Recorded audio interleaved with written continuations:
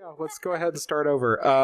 Once again, I am Zach, otherwise known as Great Zamino, otherwise known as the GM for The Hole in the World, a live stream of Invisible Sun, which is a game by Monty Cook Games, and I am once again joined by my lovely cast, starting with Marcy.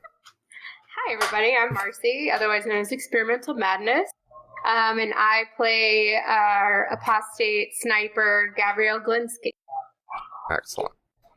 As well as Marissa. Hi everyone. I'm Marissa, otherwise known as Critical Kitten.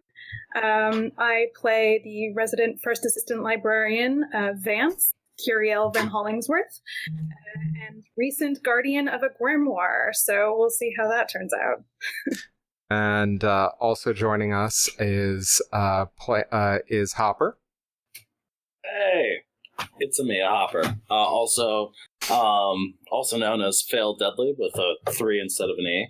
And I am playing Twigg. I'm a angry, confused, just generally hungry apostate. Mm-hmm. Hungry for books, hungry for knowledge, hungry for the world. And finally, Bill. Hello, everyone. I'm at Ghost Bike on Discord, and I'm playing Maurice Webb, a kind, older weaver who can't believe it hasn't yet been 24 hours since the blue tree. Now, it has been a fairly momentous day for y'all. A lot has happened. You guys managed to find yourselves in the worlds of the deeps of sleep. You were drawn to help someone named Twigg, who we discover is a brand new Vizsla who has come to the actuality. You also found yourself at the Conclave of Yov in the Vancian campus, wherein we met the acquaintances of several interesting characters, one of which was a pathwalker that Gavriel encountered. Another were several Vances of very high distinction, including the Supreme Magus, the head of the Telemeric Court, which is the governing body of the Order of the Vance. So, you guys have you've had a very eventful day. You may also... Oh, yeah, we forgot the part where a mysterious maker sussed a bullet out of Twigg's spine, so, that was a good thing. And now you guys have fled all of this pretentious stuff, and you are now finding yourselves in a safe house within the Topiary District, which was formerly known as the Zephyr District of Satyrine. So, without further ado, Maurice, why don't you tell me a little bit about this safe house and tell me how you're kind of making your way in? Actually, I'm gonna turn this back to you a bit because I want to get, and I'm sure the viewers would like to get a better idea of what the Topiary District is, and then I'm going to tell you how the safe house is fitting into this. Absolutely. So, there are 17 districts in Satyrine, many of which have their own quirks. And one of the most quirky districts, in fact, is the Topiary District. Now, prior to the war, which is the war that affected all of Satyrine, which it still feels the repercussions of in the form of things like the Ruined Expanse and unexploded enemy ordnance called hate cysts. In addition to, prior to this, that district, the Topiary District, was known as the Zephyr. It was one of the most vibrant and most, wealthy districts in all of Satyrine. It was essentially a set of kind of palatial estates around which were several very, very much surreally large hedge mazes and topiary gardens. It was very, those residents were very proud of that part of their district. However, the war managed to decimate the entire district, leaving only the gardens, which seem to have taken on a mind of their own. This is kind of the general knowledge for anyone who has been in Satyrine long enough to kind of garner general information about the district. And Maurice, in particular, you would know that it is very quiet, as very lonely. It has what people call a touch of the green, which is to say a bit of the green sun is imbued in the district, or at least it seems to be, as everything within the district seems to be a little bit alive. So you would know this going into your safe house. Perfect. So I'm going to say that from our escape route through a trash can, we kind of come up out of like a dingy backyard. So like we surfaced through and came up and saw like the ruins of one of these palatial estates, and I led us down, kind of following a little creek into, imagine a hobbit hole, but not nice.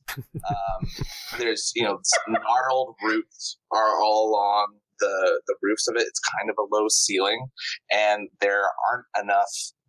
There's probably only 3 rooms, including like the entryway.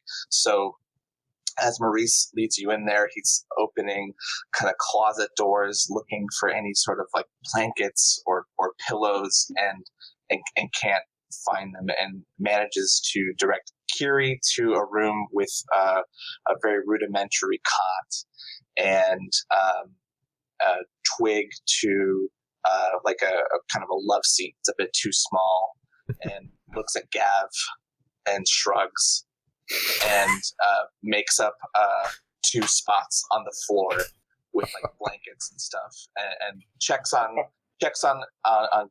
Kyrrie, and says, I have to go to bed. Are you going to be okay? Yeah, I think so. Has this ever been dusted, this room? You know I'm allergic to dust. Good luck. Kind of laughing slow in the background. That's hilarious. Slow backs out of the room and says, I think there's a glass. Actually, I don't know. And then goes to Twigg and says, please, for your own safety, don't run off or do anything stupid. There's a face journey. Like, Twigg doesn't actually say anything. Like, Twigg doesn't really want to lie to Maurice. Also, for the record, I think this place is a lot nicer than you're giving it credit. It's like structurally sound. There's no rain. Like, Yes, thank you. Twigg set the bar really low. And before Maurice comes back to Gav, he goes into what passes for like the kitchen in this place, and discovers there actually is there is some water, like in like a refrigerated little like not like a mechanical refrigerator, but like some sort of like dank underground, like steady 40-degree temperature kind of thing. So, and there's like some water and like a little sandwich, and he brings it out to Gab, offers the sandwich. you sure you want to trust that sandwich? Gab, do you take the sandwich? What's in a sandwich? and Maurice Mystery meat. without any like apology, just says, I don't know, I've never been here before.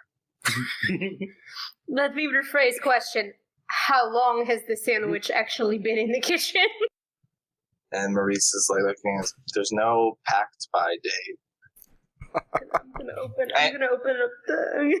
I'll take it. All right. I mean, I'll finish it if you. And then he, takes a swig of the water, and then he starts mumbling something about, we have to, and if you, tomorrow we should, and then he is out. He is sleeping like a baby. All right. In the distance, you hear. Using tape.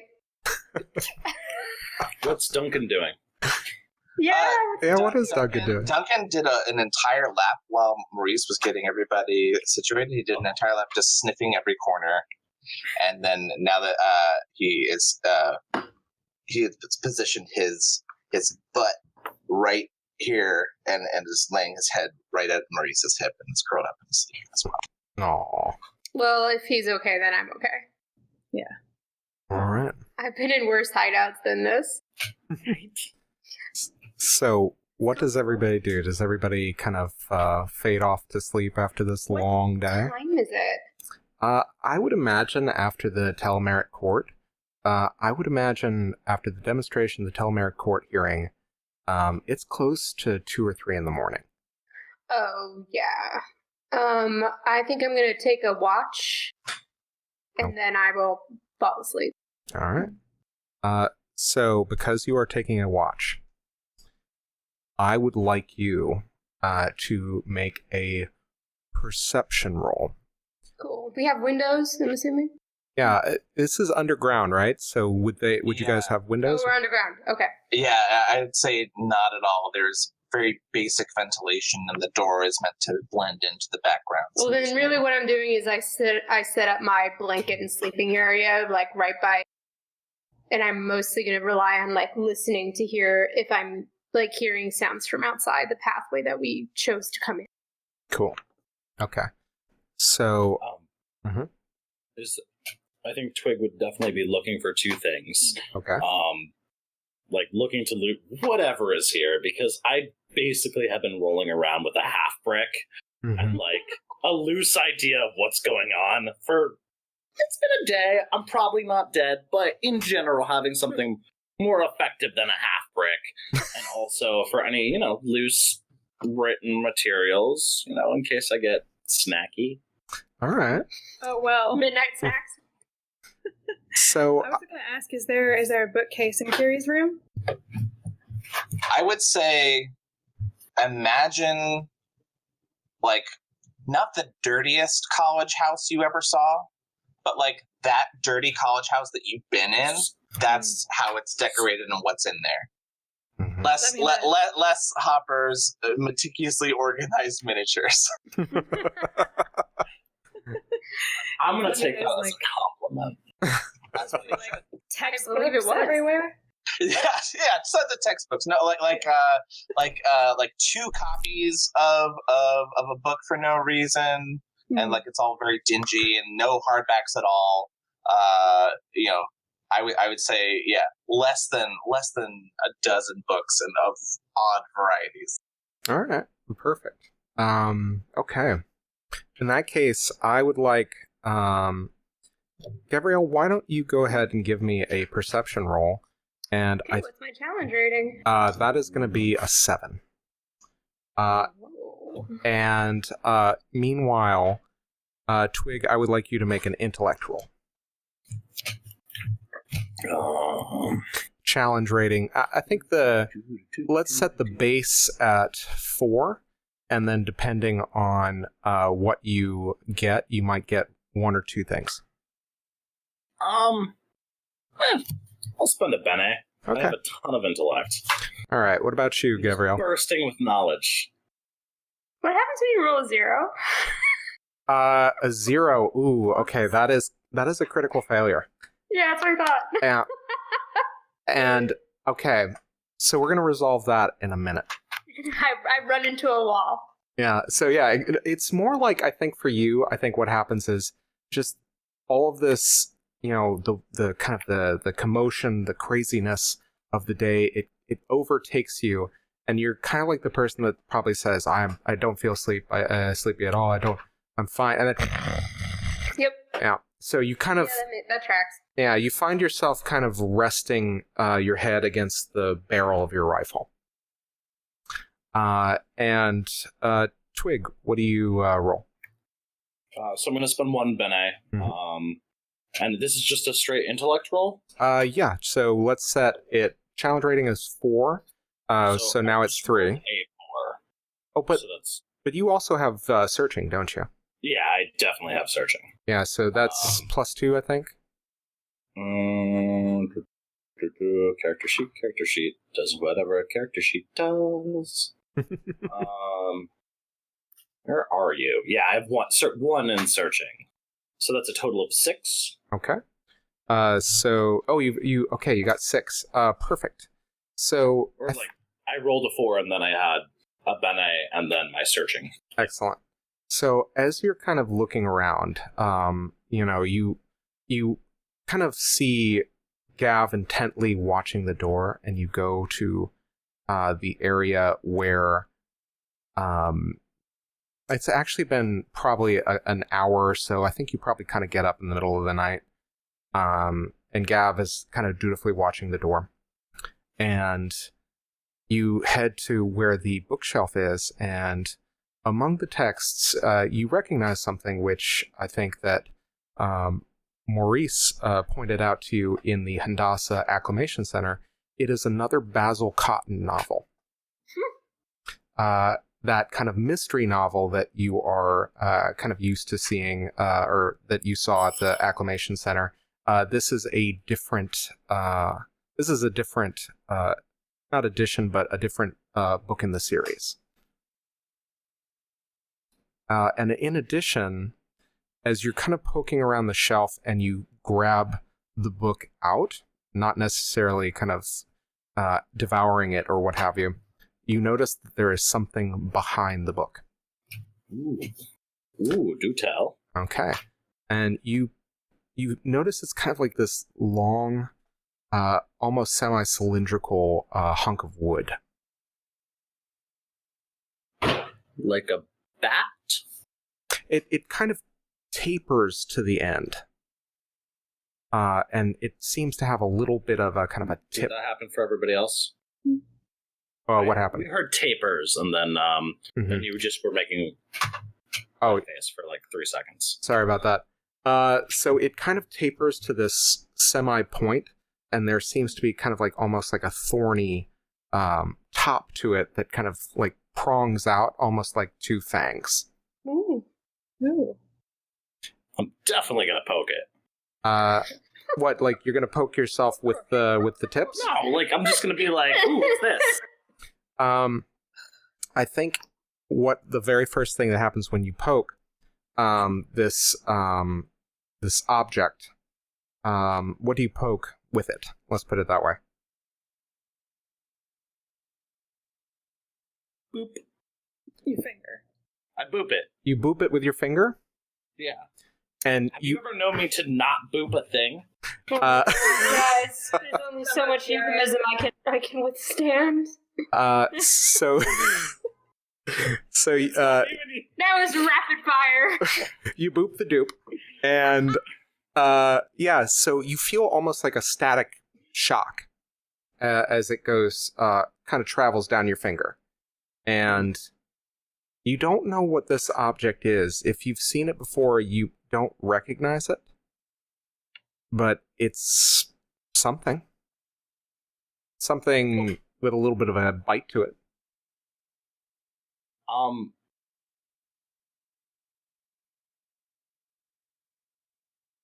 Just for like scientific purposes. Mm-hmm. Is that your science? What's your variable? Oh my god. Well, I'm building a data set, guys. Leave me alone. And as you're kind of like studying this object and moving back towards the door, kind of like the central area, you notice that Gavriel is softly snoring. And right next to her is a very tall figure with broad shoulders pointing at you, an object that looks exactly what you just picked up, only more refined, and it seems to be made out of polished glass. And this person is wearing shades of gray and black. And they look at you and they say, "State your purpose now." Do I wake up? I think at this point, I have not heard the doorway open or anything, right? no, you did not, and neither did Gav. Did I hear that though? Do I wake up at all or no? Yeah, absolutely. I don't actually know what's going on with this thingamajiggy, but I do know. Mm-hmm. I feel like Twig's like a character. They're a creature of instinct and like I don't know habit. So half prick to the face. All right, you are more than welcome to do that. Can I hear anything? Like you just showed from up the in other our room?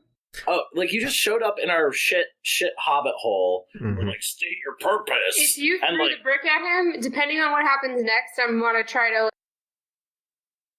You want to try to... Just aim, just like threaten. Okay, so I think Gav, as you're starting awake, you notice that there is a dagger pointed at your eye. Oh. With one hand while the other one is up. Okay, so wait, so he has a dagger pointed at her eye? Yeah. Is he in front of me or behind me? He is in front of you. He's in front of me. Okay. In that situation, I will not half brick, just because that's a little bit risky. Well, that's fine. If I was sleeping on it, I have my hand like really close to the trigger, so I just like casually like lean the gun forward, and I just, why don't you state your own business first? You are in my safe house. You state your business. Well, we're all sharing safe houses at the moment, so I'll go first then. Gavriel Glinsky. And you? My name is Ashwin. That is all you need to know. Ooh, and then all you need to know is that my name is Gavriel, and obviously we need the safe house for a reason. So would you mind lowering the dagger before I blow your brains out? You are more than welcome to try. I'd like to interrupt here. I'll just like kind of butt in and just be like, I'm not sure this is really a safe house when you guys are pointing weapons at each other. You guys are missing the point here. Who showed you the way? Is that relevant? It is very relevant. Well, more relevant would be, who are you working for? And then I'll let you know how we feel about this place. That is need to know. Whoops, then it's need to know how we got here too, isn't it? So we can stand here all night. I think at this point, I feel like Twigg would also have had zero volume control during this entire time. Yeah. Like, I'm not whispering, I'm just like, oh, fuck you, bro. At which point Duncan wakes up, I'm gonna say, and I think Maurice, you hear a very loud, panicked bark. Oh, we might have lost a Gav. Oh, don't worry. Oh no! Oh no!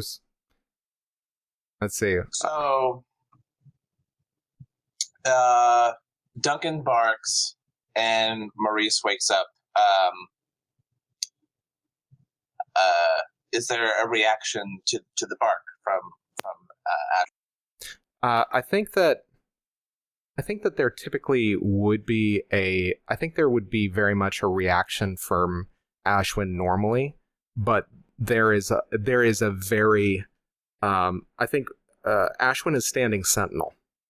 They do not want to take their eyes off of Gav and Twigg.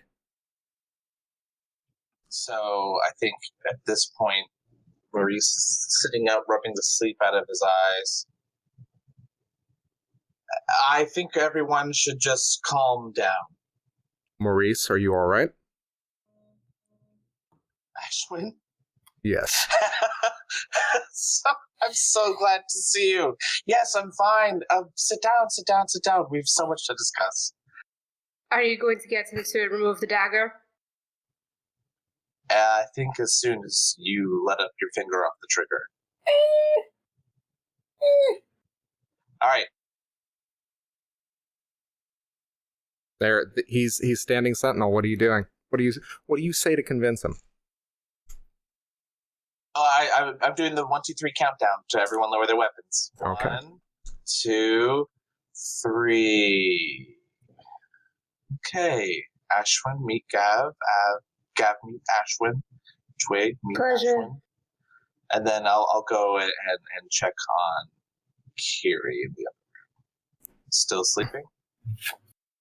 Yeah. I think I probably hear... I mean, I've been reading whatever small book that I was able to find, and it was probably something quite inane. But between that and the sneezing, I'm assuming I maybe hear raised voices and decide to investigate. So if I open the door... Yeah, you see them lowering what appear to be several weapons from each other, and Ashwin at which point holsters the dagger in place on their hip, and then the kind of cylindrical glass wand-like object they also holster. holster. And at that point, Maurice gives Ashwin a big bear hug. And then at which point, I think there's this kind of reluctance until finally kind of like, I think Ashwin again returns the hug and says, "You should have reported this to Home Office." I didn't have time. Ashwin, this is Kyrrie. Pleasure to meet you. And and at which point Ashwin kind of gives an awkward wave, and I think with tensions not as raised in the darkness of kind of like this safe house, you notice that Ashwin's skin has a very light, kind of almost sparkling glimmer to it. And there appears to be a little bit more glimmer under the black and gray clothes in which they've kind of wrapped themselves. It's kind of like a gray shawl with like a black charcoalish trench coat. And at which point they looked to you, Maurice, and said, "Is everything all right? Why are you here?" No, things are not all right. Should we be eating the sandwiches that are in the store? And Maurice goes and grabs more water and brings one to him, and then like shows him a sandwich with like is this still good? Oh, well, you're very lucky I created those a few days ago. Let's put it that way. And takes the water and just sips it. And Maurice looks at everybody else and says, "This is Ashwin. I welcomed him back from the gray. Gosh, how long has it been now?" How long has it been since I left the lie? I think it's almost 2 years. Anyway, he can be trusted. Can't you, Ashwin? Yes, assuming I know who to trust. Who are your friends? The Sense motive? Absolutely. Why don't you go ahead and give me a, let's say a 6. I have a +2 in that, and if I wanted to use a bene, what would that be? That would then make it a 3. But, like, what type of bene would it be? Oh, that would be interaction. That might not be a possibility. Ooh, I have 1 point left out of my 2. All right, go ahead. We can tell how socially... That's horrible. That's a 2. Okay. So That's a total of 5.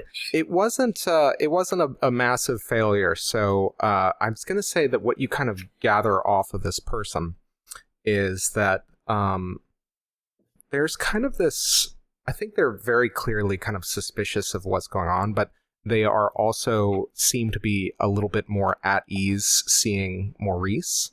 But I think what you can tell from this is this person has almost like a military kind of combat bearing about them. Like basically like their posture is such that it's like a coiled spring.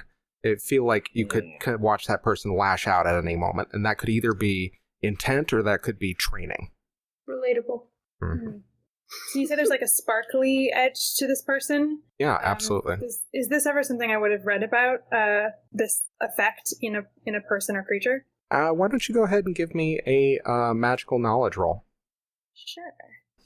Again, your challenge rating is going to be 6. Perfect. I have a skill in magical lore, so I'll add that. And then I'll use my last intellect bene. I guess intellect would apply here too. Mm-hmm. All right, cool. So that gives me 2. 8. All right. So with an 8, 8 on the die or 8 total? 8 on the die. Okay. 10 total. Absolutely. So with a 10, I think you kind of get the idea of what this person is about, which is you notice that in the dark they still kind of glimmer. And the very first thing about the quality of the light that strikes you is moonlight. And you have heard stories about people that are able to basically speak or are representatives of the moon. Okay. Putting two and two together. Mm-hmm. Representative of the moon. Mm-hmm. Yeah, I mean, I think it's kind of combination of that, and it's also a combination that you are vaguely familiar with this person. You don't know where, but you've either heard of them or you've read of them. They're kind of like, there's a specific kind of familiarity that you can't really put your finger on it, but you know that you've heard of this person. Ashwin kind of rings a bell to you. Okay. So Maurice is talking directly to Ashwin, but gesturing and glancing at Gav and Twigg and Kyrrie, and shares that they have been brought together by the Guardian of the Blue Sun. And if that wasn't big enough, they've run afoul of assassins and demons and the Parasad, and that this is entirely too much. No, we just make friends wherever we go. It's entirely too much, and we're way in over our heads, and people are trying to kill Twigg, and Kyrrie has, and you're clutching the book, I assume. Yes. Kyrrie, has a great magician's spell book that must be protected against, God knows who. And, we needed some place to rest. You understand why I couldn't report it. I'd like to sit down. May I sit down? Oh, please. And at which point, I think that, like, letting off kind of a huge weight, almost as if kind of like it's steaming off of them. Ashwin sits at the table where you've kind of had the sandwich over here, and at which point they open the trench field coat, and more of that kind of glimmer, that moonlight glimmer, spills forth as it looks kind of like this yellowish, gleaming, effervescent fabric kind of pours out from under the trench coat. And they look at you, and they say, Maurice, I know that you have a talent for collecting people who need help. But this is a lot all at once. But this time it wasn't my fault. Okay. So... May I ask a question? That was very good, Gav. That was very polite. Thank you. By all means. And I think... Looks could kill. I feel like she doesn't even like... Go. Mm-hmm. What can I help you with? Is this like your house? Like you live here, this is your place that he gave you? So, how much does she know? Well, as much as I do, and that's not even that much. About what? About you, nothing. No, I haven't had a chance to talk about you. Not that I don't like talking about you, or like you. I just haven't. Well, considering you were holding a dagger to my eye and were about to stab me through my brains, I'd love to know. I am a representative of the Hendasa. Oh, fun times. But I mean, I told you this was a Hendasa safe house. Or maybe I just said it was a safe house. Sorry. So, yes, I am a representative of the Hendasa. I perform field work, and that is as much as I need to tell you. Well, I don't need to know much more beyond that. Well, I mean, Ashwin, you are hiding your true gift. That was a different time, a different place. I was a different person then, and I'd appreciate you not sharing that. Does it have something to do with all the Sorry. glitter? What gift? Maurice is referring to when I worked for the city. I am a maker by trade. And I made some things for the city. Not that that matters now. Is that a problem? It was beautiful. What do you mean by for the city? What do you mean city? For Satyrine. I made... But why is that something you seem like ashamed of that? You just made something for a city. I don't understand. Because Maurice it means... going to volunteer this. So we'd have to come up with this. Zach, do you have a name for one of the more prominent features that Ashwin's responsible for? Absolutely. There is the Moonlight Bridge just down... So, Maurice just blurts this out. This is a familiar to everyone but Twigg, probably, as just a major landmark. Yeah. Moonlight Bridge. That's Ashwin. Really? You don't seem too proud of that. Remarkable engineering. It was a different time, a different place. My priorities were different. The work I am doing now is far more important. Oh, I wasn't rating you on a scale from least important to most. I didn't realize that that's what we were doing. Well, I would just as soon you forget what I used to do. Thank you very much. Consider it forgotten. Yeah, I was going to say, they bristle as soon as you start bringing up the bridge. Yeah, and it's almost kind of, knowing the intricacy of the work and, probably having walked across it. And during the day, it is completely sable black. It's almost like Vanta black. It seems to suck in the light without reflecting anything back. But at night, it lights up, glimmering with moonlight. And, the fact that this person is bristling at that thought, at that association, kind of leaves you a little bit of pause. Maurice takes, notice of this tension in the air and pivots and says, so we're at a regrouping point. I think we need to discuss a layout on the table, so to speak, what it is that we know, and figure out what is going on, how Kyrrie and Twigg and Gavin and me are connected in this way, and the right move forward. I don't know what that is. Well, I would hazard a guess that you don't want to stay here for the next few days. As long as no one knows we're here, this place is as safe as any. No. Is there something we need to know?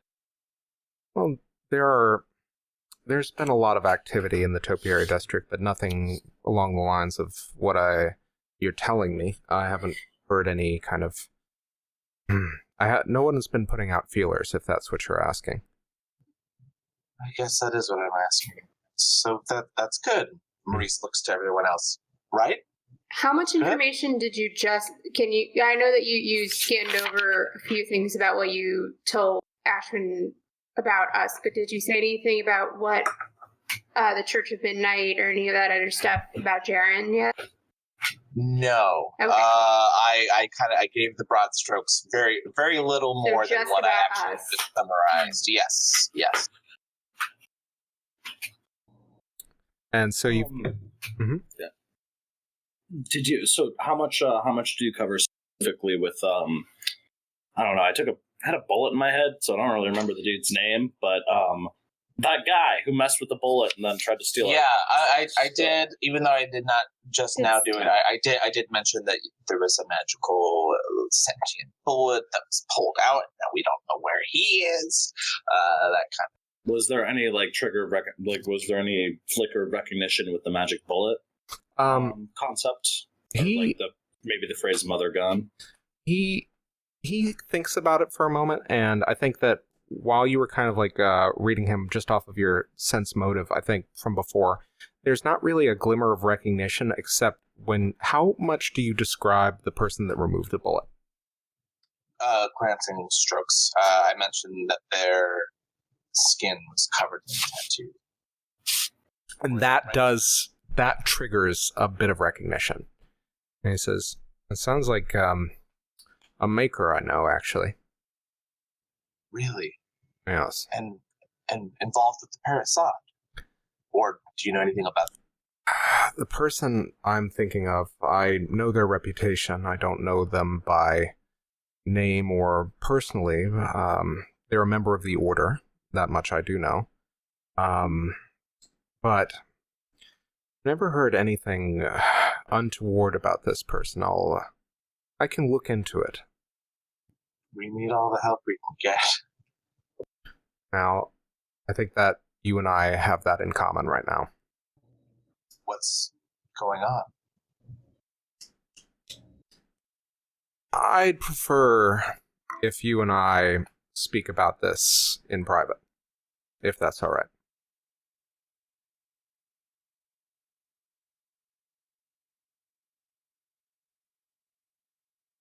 If it's information that eventually we're going to need to know, well, you can speak about it privately, but I wonder if we're going to find out a little bit more about it later. Well, to be quite honest, this is... Yes, it'll be something that we find out later, but it concerns our organization. Sure, I'm happy to take a walk with you, and I'll kind of grab a leash for Duncan and straighten up a bit and kind of, again, lock eyes with everybody like it's fine. I'm emanating. This will take a minute. Everything's fine. Excellent. Mm-hmm. All right. Well, after you. I apologize for our introduction. It's a pleasure to meet you all. I've had worse. Touche. Kyrrie's still looking at Ashwin, sort of like she can't place him, but she thinks about it for a minute and goes, "You're sure we haven't met before? You seem kind of familiar." I think I would remember meeting someone like you. You haven't had any dealings with the Vans? Oh, some. I've built some things for them. Nothing recent. Maybe it'll come to you. Maybe so. Thank you. And before, while that conversation was happening, I think Twigg is still sketched out by this person's appearance. Even if they can't get a good read, yeah, sure, Maurice knows them, but Maurice also lost puppies, and he's Twigg has kind of pegged him as a little bit of a sucker. So Twigg's gonna kind of sidle over to the door and just wants to crack it open and take a look-see and make sure that we are alone and there's not other people waiting in the office, as it were. Absolutely. Why don't you go ahead and give me another perception roll? And while you're doing that, it takes you 2 tries because the door is just kind of solid, like soil, mud, and so you push on the wrong side, like you're pushing on the hinge side of the door. I've lived in a lot of squats. I know how to open a shitty door. But a mud door?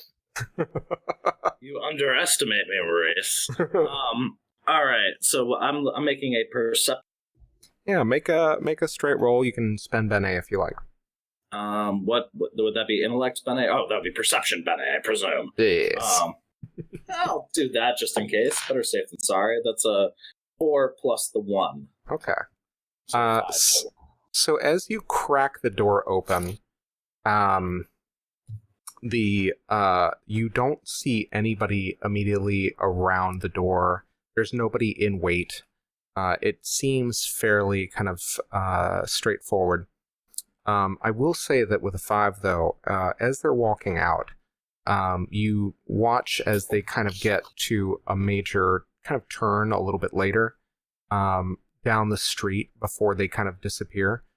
You watch as Ashwin takes off the coat, takes off what looks to be like a sling pack around the back of their shoulders and start stowing the gray shawl and the field jacket into the sling. And as soon as they do that, the shimmering cloth that you only saw spill out from between the unbuttoned coat, it is now they practically shine with the light, so much so that it actually illuminates Maurice. And that's kind of what you see before they turn the corner. I guess Twig's a little bit judgy about that, but other than that, doesn't really have a comment. Okay. Yeah. Just I'll close the door and return to the other two. Okay. So, we follow Maurice and Ashwin as they walk down the street. And off in the distance, Maurice, probably about 100 yards, all around you are these large hedges that are arranged in very kind of lovingly crafted shapes. And at all odd hours, you even see what look to be many kind of figures, at least a dozen from where you can see, clearly thought form attendants working with shears on all of the hedge walls that kind of make up the sides of this street. And as you're kind of continuing to walk, they pay you no heed, and Ashwin is quiet. And about 100 yards away, you see the glimmer that you recognize is the Moonlight Bridge. And the moon hangs full over you. And do I see any other non-thought form humanoid creatures? Why don't you go ahead and make me a perception roll? And let's go ahead and set the challenge rating at 6. That's a 4. Okay. And, with a 4, you get a feeling, you think you see a little bit of movement out of the corner of your eye, but when you turn to look, you just see a tree, seemingly just kind of looming above the hedge just a little bit. So Maurice is packing his pipe and with a big smile says, you're looking as radiant as ever. Thank you. I'm very happy to be in the company of friends right now, Maurice. I assume we're not trying to be discreet. Are you? Well, if you were trying to be discreet, you put on some clothes. And then Maurice kind of snaps his finger and lights the pipe. And at which point, Ashwin reaches into their pocket and pulls out a pack of cigarettes and slides one out from the pack and says to you, mind giving me a light? And leans in and lights the cigarette and begins to puff as you walk down the street. And as they kind of lean down, they notice Duncan again for what seems like the first time and scritch him behind the ears. What's bothering you? Well, there's some things going on here. In the Topiary District, I'm not... could be better. Let's say, could be better.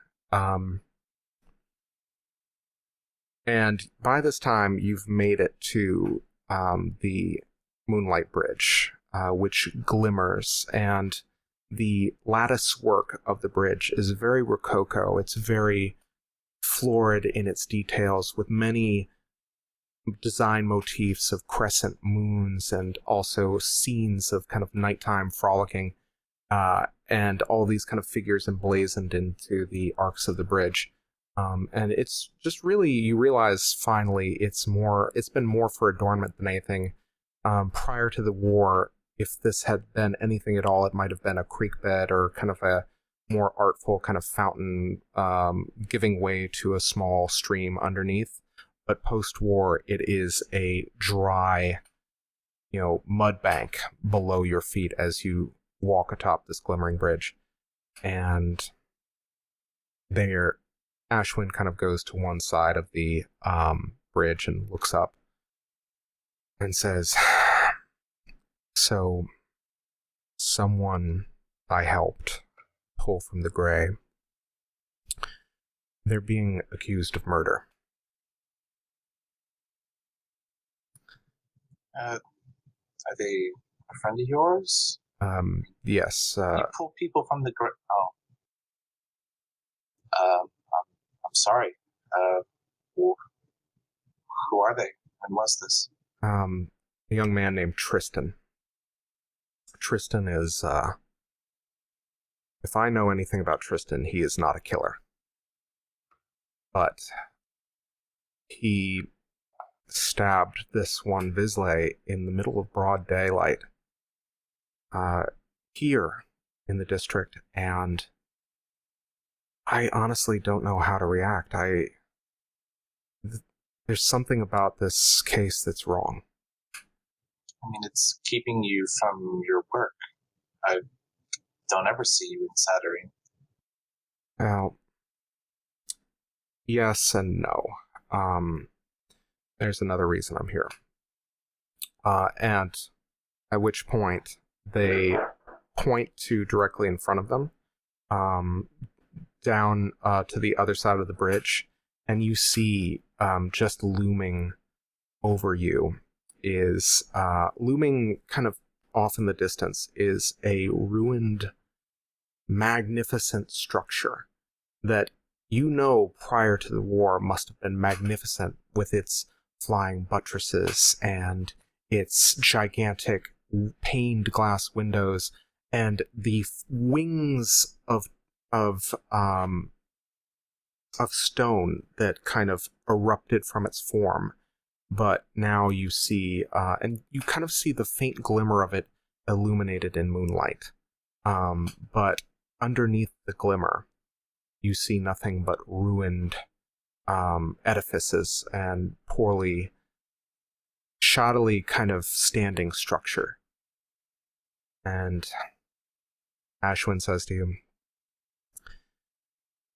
"My opera house, or I should say the district's opera house, it has fallen into disrepair. It seems to have contracted architectural disease. I'm so sorry. But it's unusual, because we just inspected it. We found no trace of it, and now they're talking about knocking it down." You told me when we first met you didn't care if all of it was knocked to the ground. Something changed? I was being glib, but I truly don't think that what I did matters in the face of what I do now. But there's a piece of me there. That's dying. What's the nature of it? Fast acting? Sorry, I didn't get that one. Is the nature fast acting? Well, that's the strangest thing, is something like this, you contract the building virus, and essentially it takes a long time. I have no idea why the opera house, why it would have spread so quickly. It's a massive structure. Just look at it. It's something wrong, and I don't want to lose this piece of me just yet. I'm sorry, I must sound ridiculous. No. It sounds like you're grieving.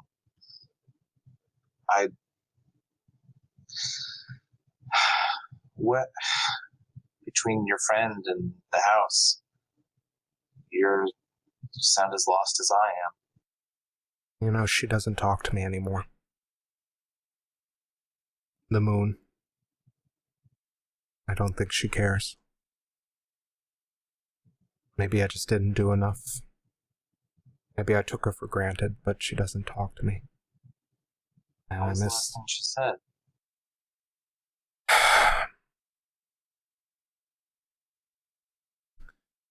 The last thing she said to me was that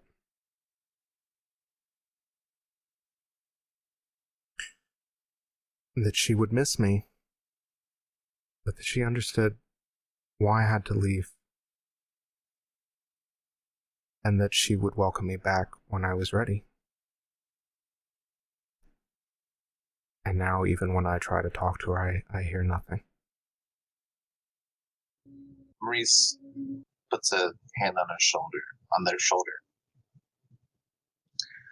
and says, I would drop everything to help you under any other circumstance, but there are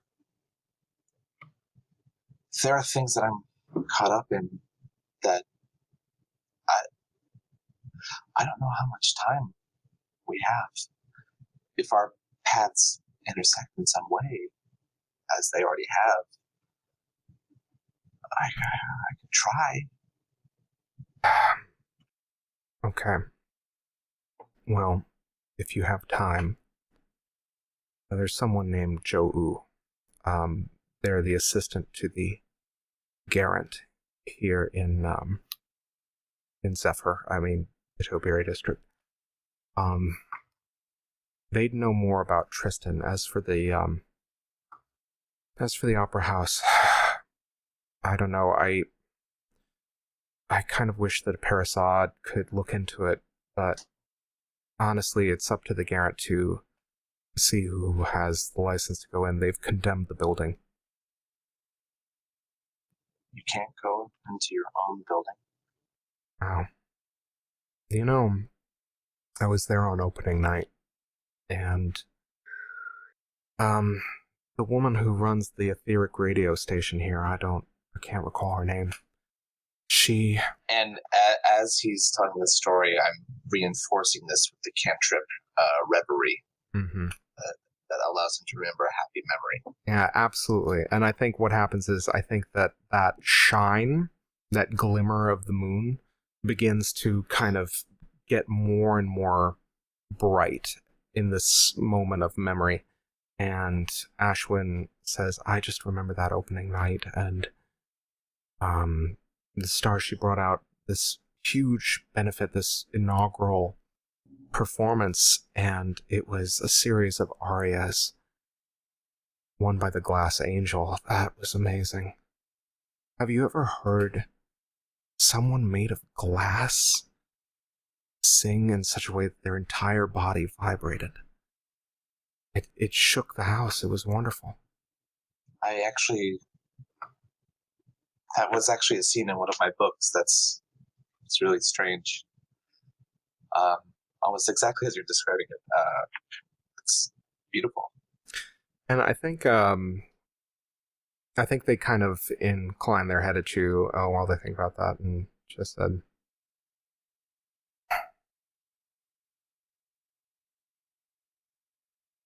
well, I am. And I think the light also dims a little. This is, well, I suppose that you have to help your friends. What do you need? Is there anything I can do to help?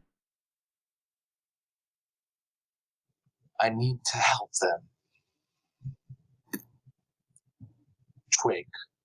That's what the Guardian of the Blue Sun told me. I don't know what that means specifically, but it is the only thing that I can focus on. You know, you mentioned the Guardian of the Blue Sun, the Gate Guardian. You know, you usually have to pay a price to enter the realms of a different sun. right? Yeah, I've never tried. That It's too is... rich for my blood. I am not somebody who often spends much time in the library, but that much I know. So there's a couple of possibilities that occur to me. Which is one, you have already paid the price before, which could have something to do with the memory that you're missing. Or the price is yet to come, which is a little bit more dangerous. I'm ready, but I'm in need of direction and answers. I don't know what my friends are going to decide to do. They're a bit impulsive. But if I can steer them so that their goals and our goals somehow align with yours, I'll do everything in my power. One question that Gav asked you. Is this your house? I thought it was just a safe house. It's just a safe house. I'll be honest, look at me. And they kind of gesture to the kind of these moonlight garments and says, do you think I'd spend my nights on a cot if I had the choice? Some things don't change. No. I don't think I'll be making my bed on moonlight anytime soon, but that actually makes me realize there is a way I can help you. What's that? So, if you ever need something made, and you have the materials, I'm happy to help you. I just might have a little bit more of a predilection for working with moonlight than anything else. It's very generous. And a further favor. Could you not spread this around the Hendasa? I'd rather the less people to know, the better. I am going to go ahead and do that, but you need to understand something. Maurice, this sounds like a very big deal. At least it may be the start of something. And I will tell you this, the Miller has a very, very keen enough sense to find out what's going on in this city. So be careful. We don't know any more than you do what the Miller wants. I wouldn't even venture to guess what side, if any, the Miller would take. I'm just trying to keep things as least complicated as possible. Good. I'm sure you understand. Simple is good. Alright, well, I should let you get back. I apologize, when the alarm tripped, I assumed could have been anybody. There's a lot. I secured the alarm. Did it change? I don't know anymore. Things keep changing in the organization. That's why I want to keep quiet. Well, you're just lucky that I'm the one who answered. I'm very lucky. It's good to see you. Good to see you too. And you begin walking away from the opera house. And we're going to cut to the very next morning. Everybody go ahead and replenish all of your pools. Ooh. Oh, yes. Mm-hmm. Fancy. Goodness. Get those sweet, sweet, sweet beignets back. And what is everybody doing? Oh, incidentally, Gavriel, according to your notes and kind of your keeping of the time, it is September 29th. Oh, awesome. I wake up Is everybody awake? Out of curiosity? I imagine you're probably the first to wake up. Nice. I'm gonna go into the kitchen. I'm not a maker. I don't know how to conjure anything in this kitchen.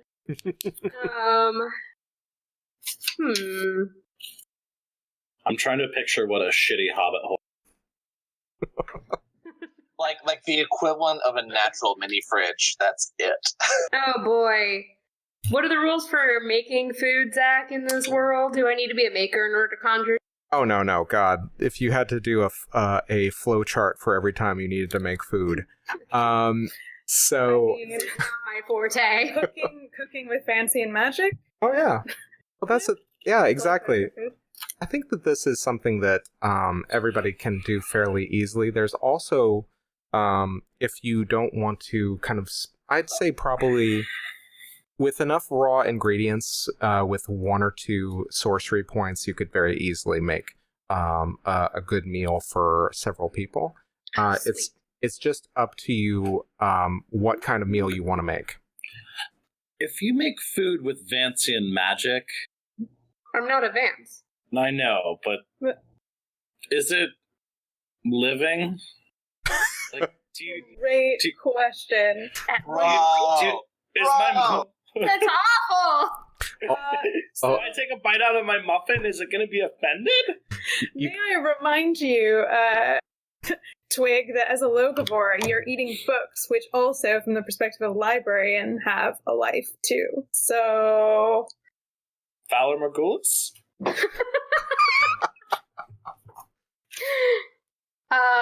Well, technically they're alive within me. And in my tummy. They're in my tummy. Oh, no. Nope. All right. That's a theory that's enough from Twig. For a while. That's enough from Twig.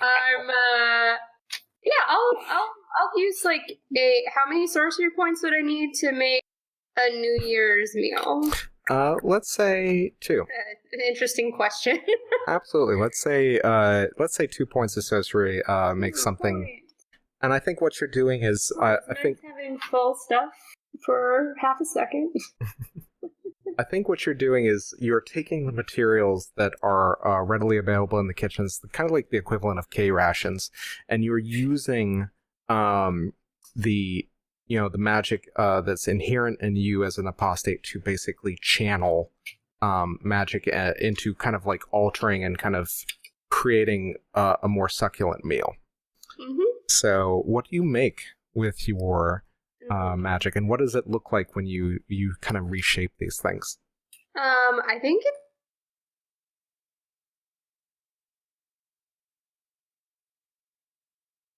oh man, it's Rosh Hashanah. It's the first one that I've had that hasn't been in the gray, and I'm just thinking about all the stuff that my mom used to make.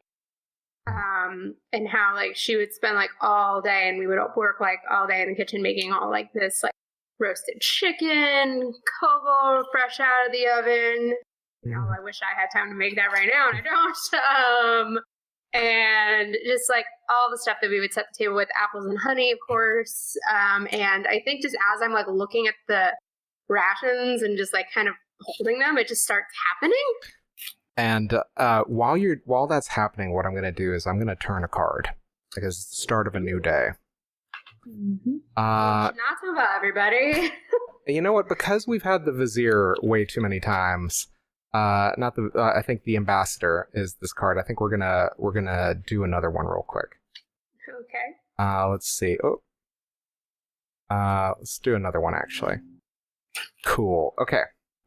So this one is the Savage Sword. Oh, wow. War, savagery, strength, violence, brute force.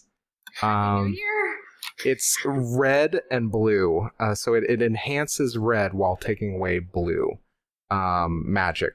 Suns kind of like it enhances red magic. The sword is a weapon of war, a metaphor for any kind of weapon one might wield. The savage sword is our basest nature, our predilection towards violence, and our shameful bloodlust. But it is also our strength to overcome obstacles and foes when we need to. It is the opposite of thought, strategy, or consideration. It is immediate and decisive without hesitation or regard for consequence. So I think that so Twigg wakes up and feels personally attacked, and they do not know why. yeah, exactly. I think take with me into the new year. There. I think that's the thing that gets me about this is I think what ends up happening is you just pour this instinct into your cooking. And there's just this kind of, I think that, tell me a little bit, like, what is the feeling that you have while you're making it? Is it kind of like, I must do this and it's an impulse? What is it that's kind of driving you to do this? I mean, well, I want to kind of lean into the sun, if you don't mind. Mm-hmm. But, because we were starting off with this concept of just, I had a thought I was missing home. Mm-hmm. This often happens, but, especially with this, I think there's a lot of circumstantial anger that goes into that then, if that's what we're going to be channeling just a bit. Mm-hmm. I think it's less, I think it's more kind of like decisiveness and kind of this, I think it's less of the violence. I think it's more the purpose. Yeah. All right. Well, yeah, then it's definitely, it's not a compulsion to celebrate Rosh Hashanah. It's just sort of something that Gav would want to do. This is something she would be doing if she was home.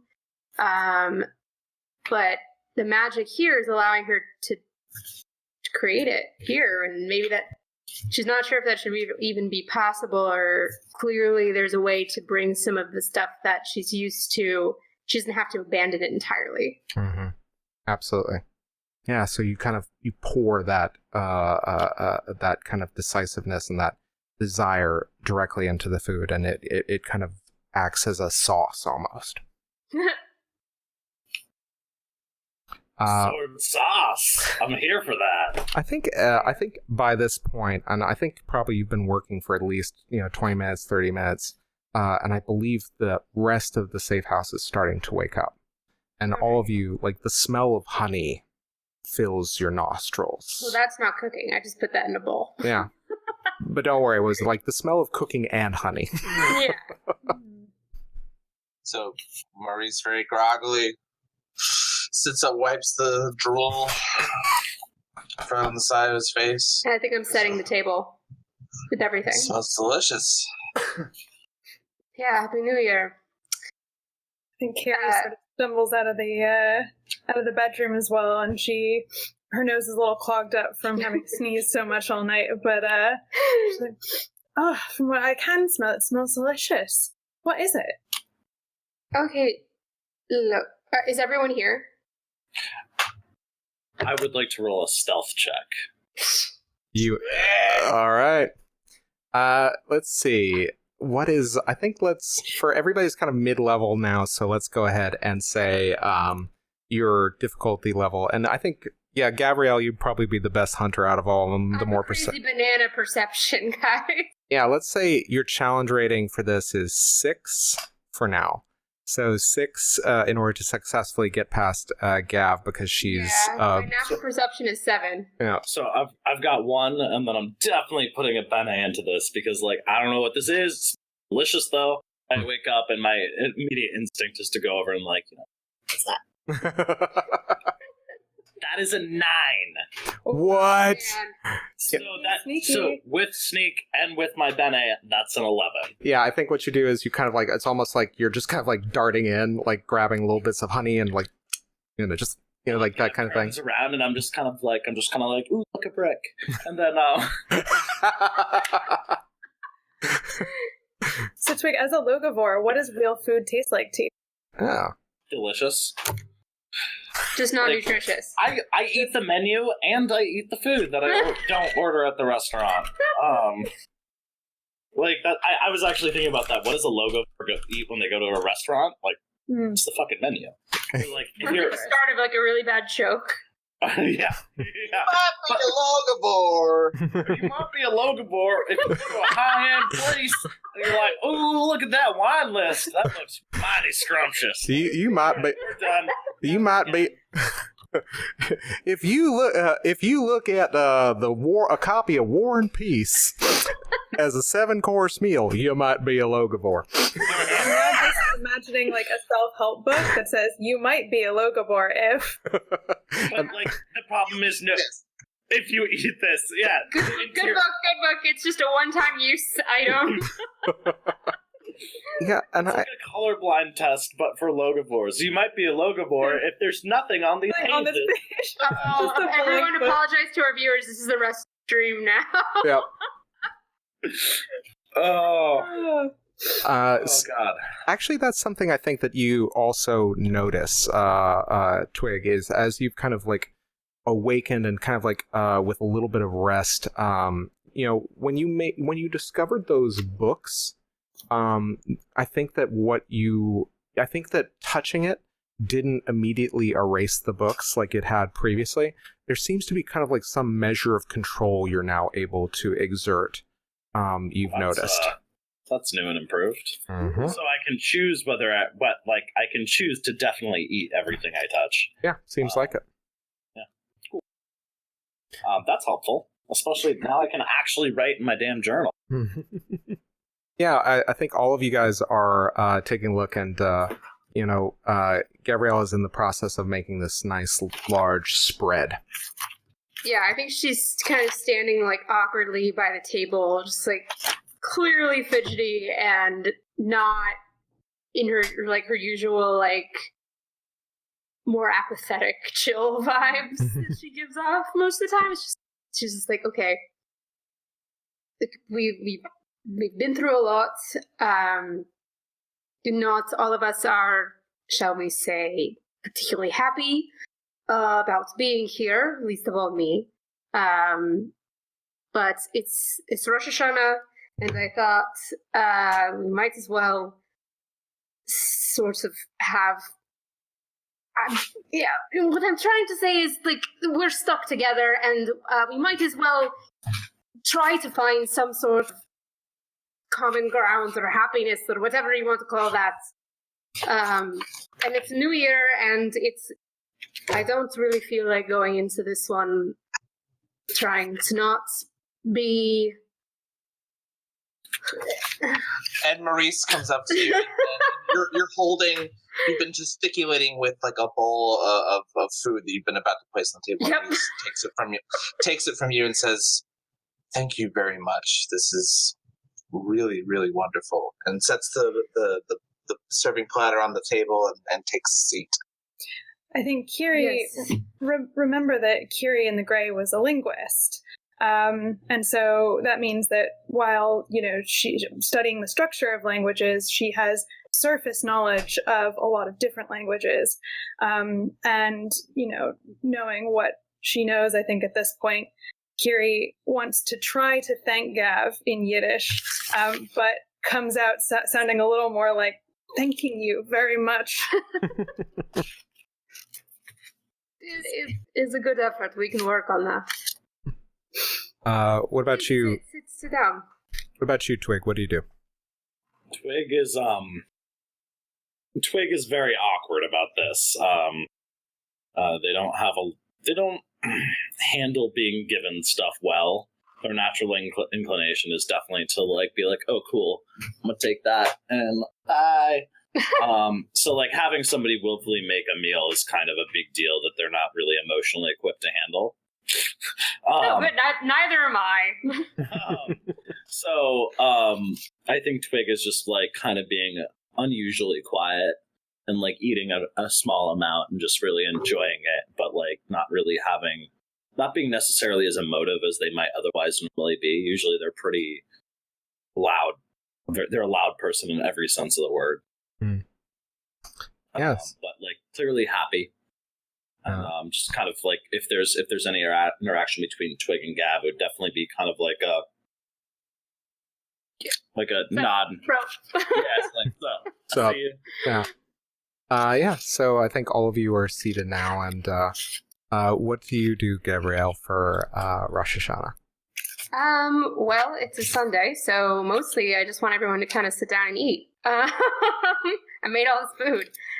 Can't walk into a synagogue, so there's not much really to do at the table. So we're going to skip the big, long religious ceremony and go right into what I know everyone here is capable of understanding, which is there's food. I made it. You will eat it. And I think what she will do is like she'll explain some of the things. Like some of it is easy. This is a chicken. This is a kugel. You can eat them. And then, but then like the apples and the honey, it's like you dip the apples in, and it's like representative of like the sweetness of the new year that she wants to bring. And she's like giving y'all a quick lesson. And I think she's very nervous at the beginning of it, and I think she starts to like kind of find more of like her rhythm as like everything goes on, and she like her soldier persona comes out more, where it's like more like having like a giant meal in like a barracks, in like a giant mess hall. And I don't like Mo particularly. You've never seen this side of Gav before. Like she's being chatty, she's talkative, she's like willing to answer questions as she's eating. And Maurice is so into this, and Maurice is like at every point going, and so the apples and the honey, why are we putting these two things together? And coaxing out every detail of like culturally Rosh Hashanah that he can. Kyrrie's taking notes. Oh my god. I think like I'm like she's in the middle of eating something, she's watching you take notes, and like there's not going to be a test later. Well, you never know when this knowledge will come in handy, and I have to take a test soon. Not that this is going to be on it, but I guess I'm in the habit. Yeah, look, I had another purpose for having us sit down and talk about this. Is we are not going to get anywhere unless we openly discuss what it is our next move should be, and we can't come to any kind of conclusion on what we want to do unless we are of one mind. We are working together as units. So, what is it that we need to do? We know a few things. Yes, someone is lying to all of us. There is something that people do not want us to uncover. I don't think we cannot possibly be the only Vizsla in all of the cities that can't remember who they are, what their life is, that has no family that they can recollect, and has no notes in their files, or at the very least has had heavily redacted information. I don't think it's a coincidence that all of us should be having similar issues and be brought together. So, any theories? Fresh out. We know that this all has to do with Twigg. Twigg, there are people that want you dead. Do you have any idea as to why? So Twigg looks up. Twigg is kind of like, has been listening, but has also been using like Gavriel's like force of like just charisma and like kind of situational control to take the opportunity to basically stuff as much non-perishable things like or less perishable things like crackers. I recast or I did the check to see whether plentiful pockets was sustained. It was a 3, so we're all good. And I'm just like, so like Twigg looks up like as you mentioned their name, they're like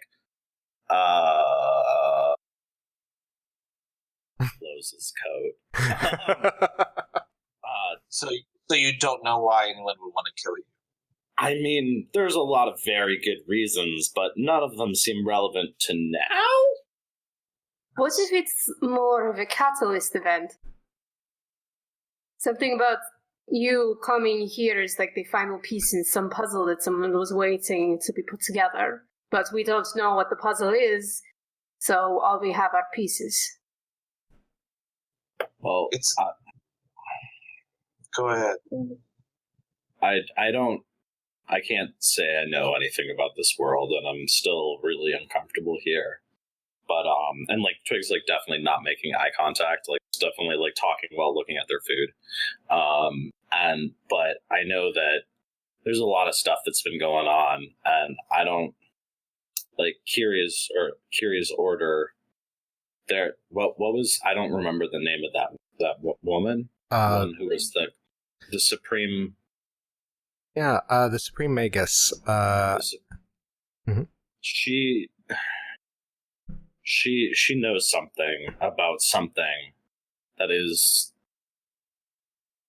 a lot bigger than any of this. Yeah, what was it that they said? Church of Midnight. they were asking about the Church of Midnight, but what I saw wasn't about that.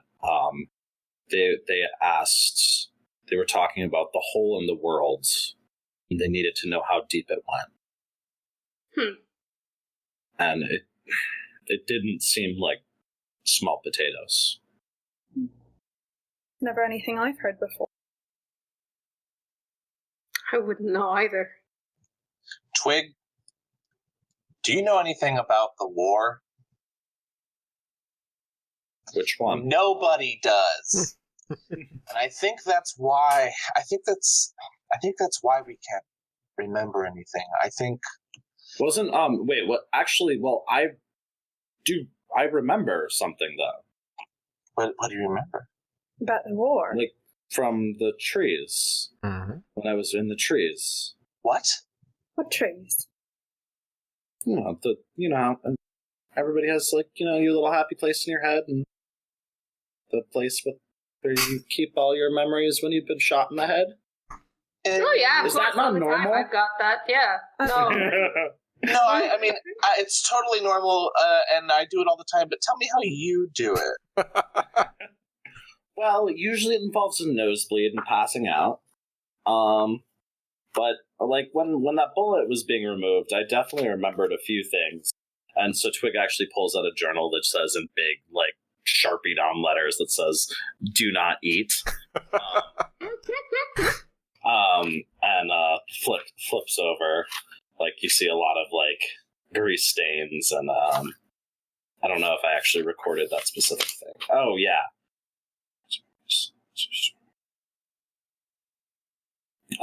Yeah, I remembered a few things, and they weren't really very illuminating. They don't really tell me who I was, but I remember fighting. I don't remember who we were fighting, but I remember it. It's more than I have. I have nothing from this place. Fighting in the war. You were fighting in the war. I assume? Do you remember any feelings associated with Zach, do you want to, I feel like you had a specific thing with that. Mhm. I remember it being, like, largely, like, what was it, desperation, pretty much? I think it was you felt desperation the moment a hate cyst hit. Yeah, like, it was basically in the middle of, like, the magical equivalent of an artillery barrage. Mm-hmm. Yeah, basically the equivalent of a mortar fire going off near you. With the think of it as like World War I, like biological weapons, like chemical warfare almost. Yeah. Is that not normal to remember that? Oh, I have no idea. Kyrrie's now I don't know scribbling about- notes very fast. I don't know about the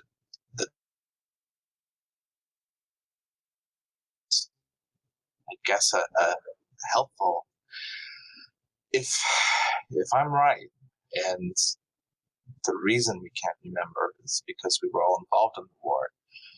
I couldn't We have may been. not. What do you mean? I grew up in the gray. But before we were all we were all originally from here. But It's impossible. It wouldn't be possible otherwise. but you all have memories of being children in the gray too? Mm-hmm. Yeah. No, I don't. What do you remember? I don't remember very much, if anything. I remember my sister, very clearly. So I do have in the gray. Gray? You remember? You don't remember the gray? no, I don't.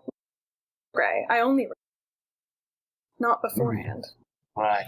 But you remember being a child in the gray too? Oh, in the gray. Yes.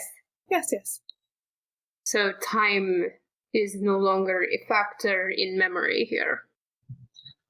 Or I don't know. I mean, maybe we could have been in the grave for decades, or maybe we were there for a moment, and our memories aren't real. The point is, if we were involved in the war, and we go down this path, we might not like what we find out. I traded one word for another one. Neither of them seem to have been very good, but I'm certainly not afraid of uncovering uncomfortable truths. What if we were fighting for the wrong side? What if we Who did? decides what's the wrong side when one of them can't even remember what it is? We need to know the conflict first. We need to have context. I just, Exactly. look, I mean, I agree. I don't know if I could live with myself if I did something terrible. Maurice, is it better to live in ignorance than not to know? Yeah. No. Yes. No. If there's one thing being a librarian has taught me, it's that you always should want. You can't act, you can't change, you can't make anything better if you ignore it or you're happy to be ignorant of And it. Maurice slams his hand on the table and said, "There's always a choice. There's always... We make our own reality all the time. Every one of us. But what if we're actively being lied to? What if a whole generation of people here and in the Grey have been lied to? I came from a war that it couldn't be any worse than the one I had just left behind. Maybe this world is better. Maybe Maurice, it's better this way." you say that we make our own reality. Have you ever wondered if this is firmly reality? I know we call it the actuality, and it's distinct from the Grey. Have you never wondered if this is not a construct too? Only every day. It's a theory of mine. I've I've been peace with studying it. this. Whatever it is, I'm here and I'm in it and I can't get out. So what if our answers lie in uncovering and bringing down this veil of... I just want all of us, or I guess just myself, to be ready for whatever that means. Consider myself warned. It's funny that earlier we were mentioning pieces. Pieces of dreams, and hang on. So Kyrrie runs to the other room where she had brought a couple of artifacts with her, and she comes back with one, and it's this. Oh my god! No! Sorry, So- that's out of character. That was not. That was in character. So I've been doing a bit of light reading ever since we had the stream, and of course I haven't had a whole lot of time to study or do a lot of research. But some of you may know that Sigmund Freud is quite famous in the Grey for having talked about dreams, and I just wanted you to hear this because Oh my god, I've broken into the wine. salient. It's really salient. So on page 216 of the So dream work. during this, Twig literally reaches into his pocket and pulls out something, looks at it kind of alarmed, and it's like, oh, some sort of biological sack full of wine, and immediately takes a swig. Is there any way you can transfer that over to me?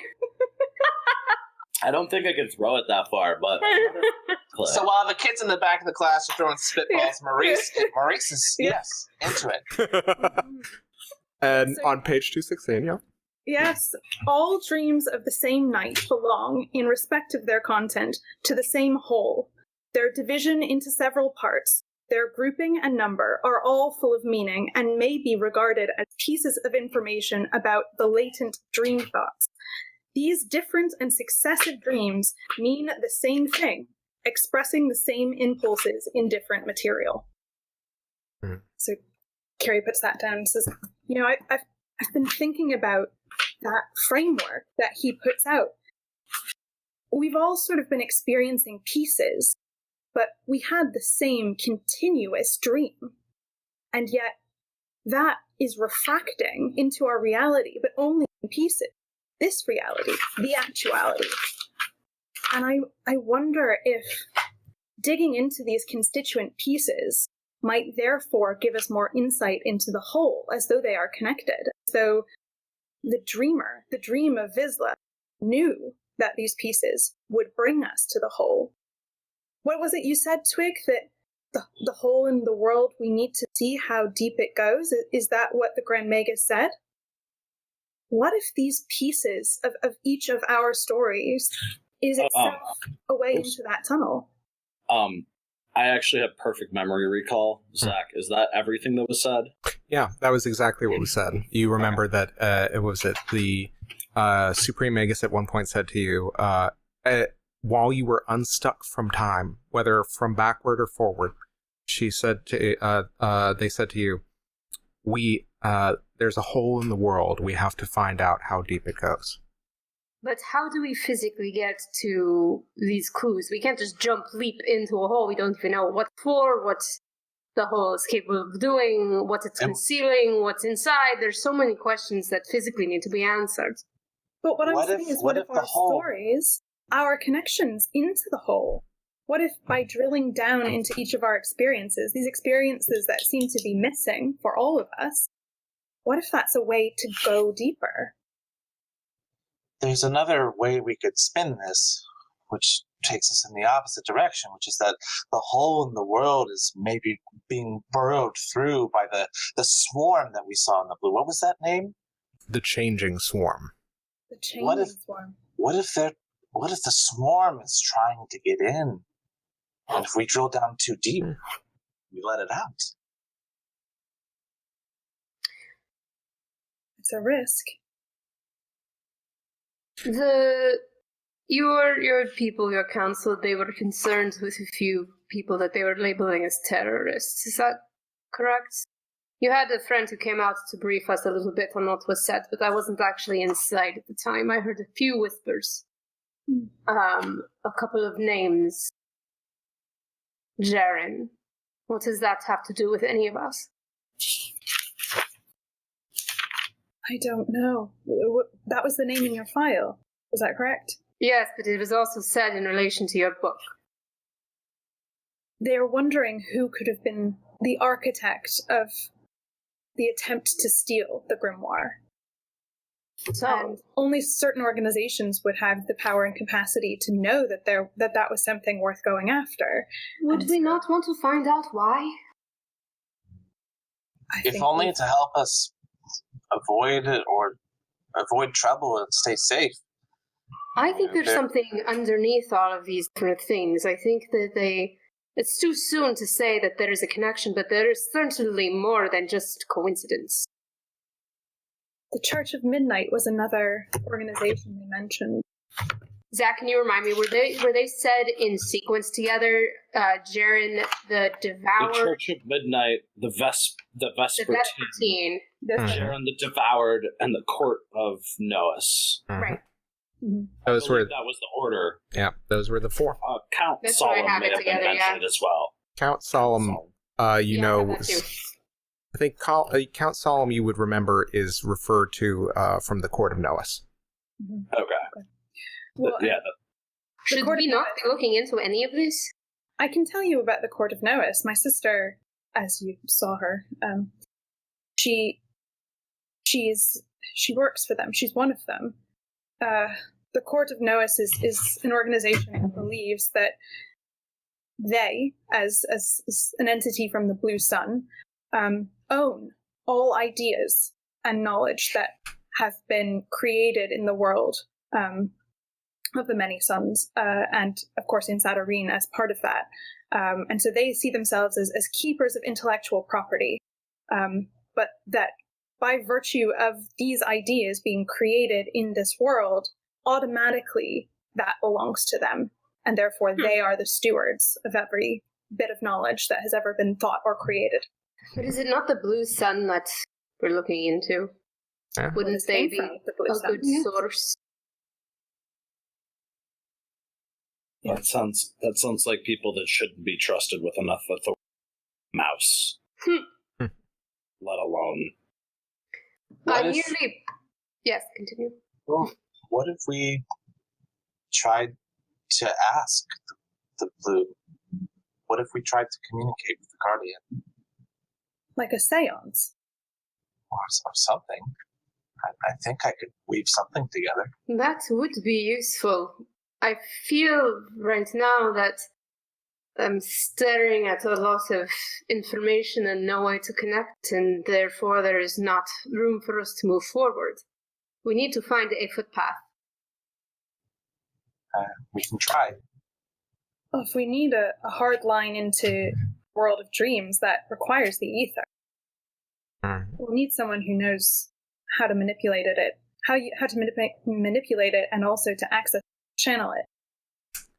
This is a point at which I will interject that, Maurice, you heard Ashwin mention the etheric radio station here in the Topiary District. All right. So that would be the first thing that comes to mind when somebody talks about the ether. I know how we could hack into there. We could go to the radio station. Mainline in. I like it. Are you proposing we just knock on the door and ask if we can use it for... Oh, bless you. I mean, that works some of the time. Asking Oh, you can't be serious. No, wait. No, we can't just ask. Why not? And Maurice, with a little bit of attitude, looks at Gav and says, like, you'd be surprised how far being nice can get you. I would, actually. Do you have a contact there, Maurice? No. Okay, that's a bit of a challenge. We could sneak in after hours. That's also possible. I know how radios work. Well, if we get caught, though, shouldn't we try at least doing it the proper way first?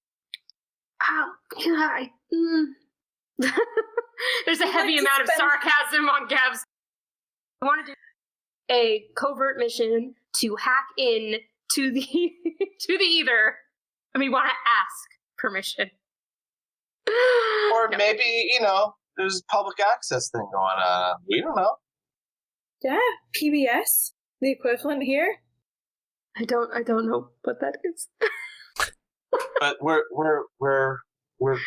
being a bit rash. I mean, Twigg still has the opposite of a warrant. A death threat. Death threat memo.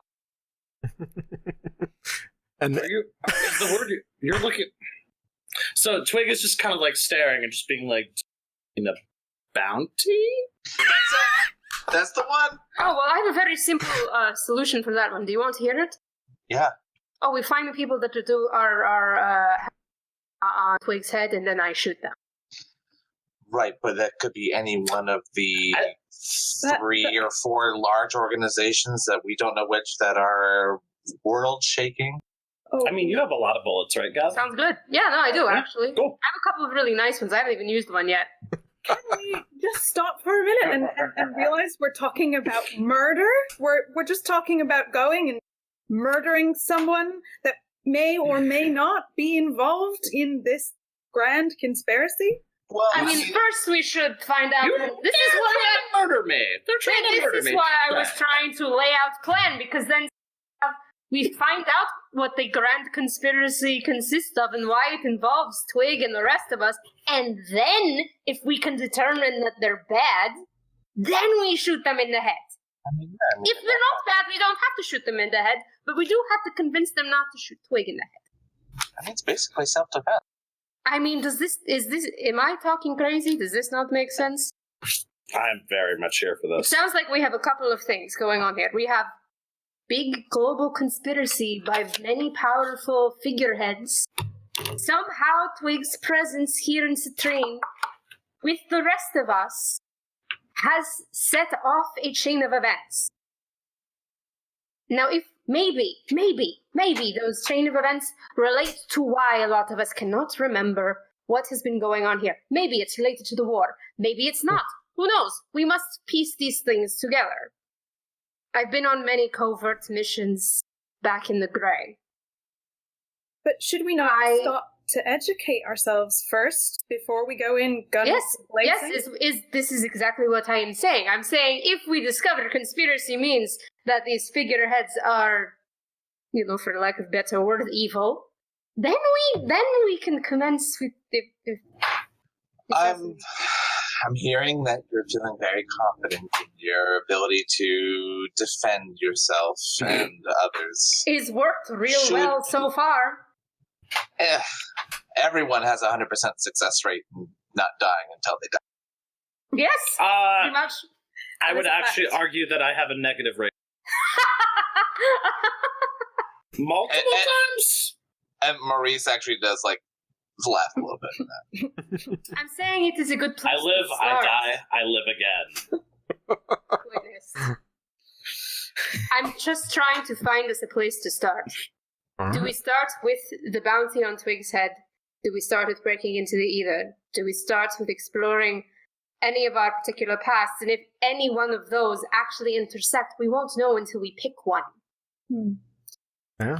Well, we have more options, actually. There are Parasad in the Topiary District, and we have a connection with them. Actually, We do? Ashwin, well, yeah, Alenia. She said only knock on her door if we need anything. So, Well, we could use some allies. It'd be nice to have ones other than people that are trying to constantly arrest us. and only one Parasad so far completely betrayed us. So, The averages are pretty good then. Ashwin. 50% She's chance? technically a Vesh. Field librarians are a little bit more trustworthy than the rest of the Parasad, in my experience. All right. Somebody who's 50-50 on the whole life thing. I'm not entirely comfortable with the 50-50. Maybe we'll be betrayed, maybe won't be? It's like life in old country. Ugh. All right. I hear a lot of different plans. What are you guys most interested in pursuing? I think we need this. We can try and commune into the blue. And I think we can go. That Maurice wants to go to the Kyrrie radio station. Gav actually likes that idea too, if only to see if the lady can maybe give us more insight in what we should be looking into, because right now Gav kind of feels a little lost in what the actual issue is, because there's a lot of different things happening at once, and I think she needs to see at least one connecting line before deciding what they could possibly do. Okay. I think Kyrrie likes that idea as well. She also hasn't forgotten that the bounty on Twig's head was associated with that criminal district.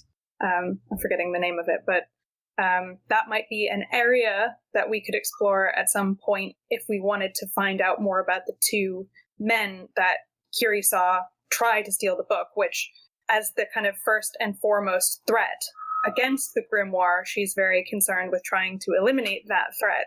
Okay. And Maurice would speak up and say, I think going to the Hollows would be the worst idea. I mean, bringing Twig to the place where everyone that's walking around with a gun or a knife with their name on it, absolutely not. You walk around with me all the time. Wait, you? You guns. Oh. No, not just any names on it. Oh, I'm sorry. Twig, what do you feel like? What do you want to do? I think Twig has a natural inclination to distrust the blue and anybody telling them what to do. But also, there's something shady as fuck about being like, here, you need to do this thing. We're not going to tell you why or really give you any useful information, but just trust us. Those people are usually trying to fuck you, and in a bad way. So I think Twig's definitely more inclined to deal with the people that are actively trying to murder them. There's a clear line of logic there. But this is also it's also weird. I think that that's what they would prefer to do. But there's just too much stuff going on. And there's this has been a very chaotic day. From being convinced that they're dead to being convinced that they're just crazy to being convinced that they're not dead and probably not crazy to having a living bullet dragged out of their minds and remembering a bunch of terrifying bullshit. Mm-hmm. Also, I can do magic now. Who knew? It's been an interesting 24 hours, guys. So 36 hours. So what I'm hearing is I think half of you would like to kind of split up and see, kind of hit the streets and see what the word is. And half of you would like to check out the radio station, which we can do. And we will do that right after a 5 or 10 minute break. Guys, if you're checking this out with us, we're going to go on break for, let's say 10 minutes. We're going to rejoin at 6:35. And we're going to see the consequences of these choices right then, so stay tuned. Oh boy.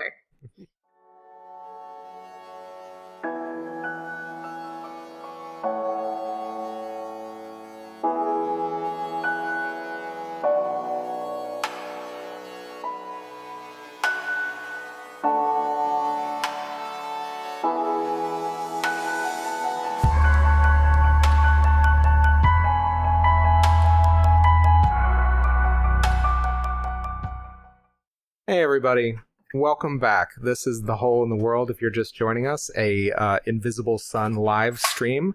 Invisible Sun being a game about magicians in a world unlike our own by Monty Cook Games. When last we left our heroes, we were talking about their plans to go to the etheric radio station located in the Topiary District to find all of the a path forward into the Blue Sun where they believe they can learn more information about their shared origins. So we rejoined them at the dinner table, or rather the kind of breakfast nook at this point in the story. Tasteful breakfast nook in our safe house. Oh yeah, absolutely. In our crumble. But it's in our...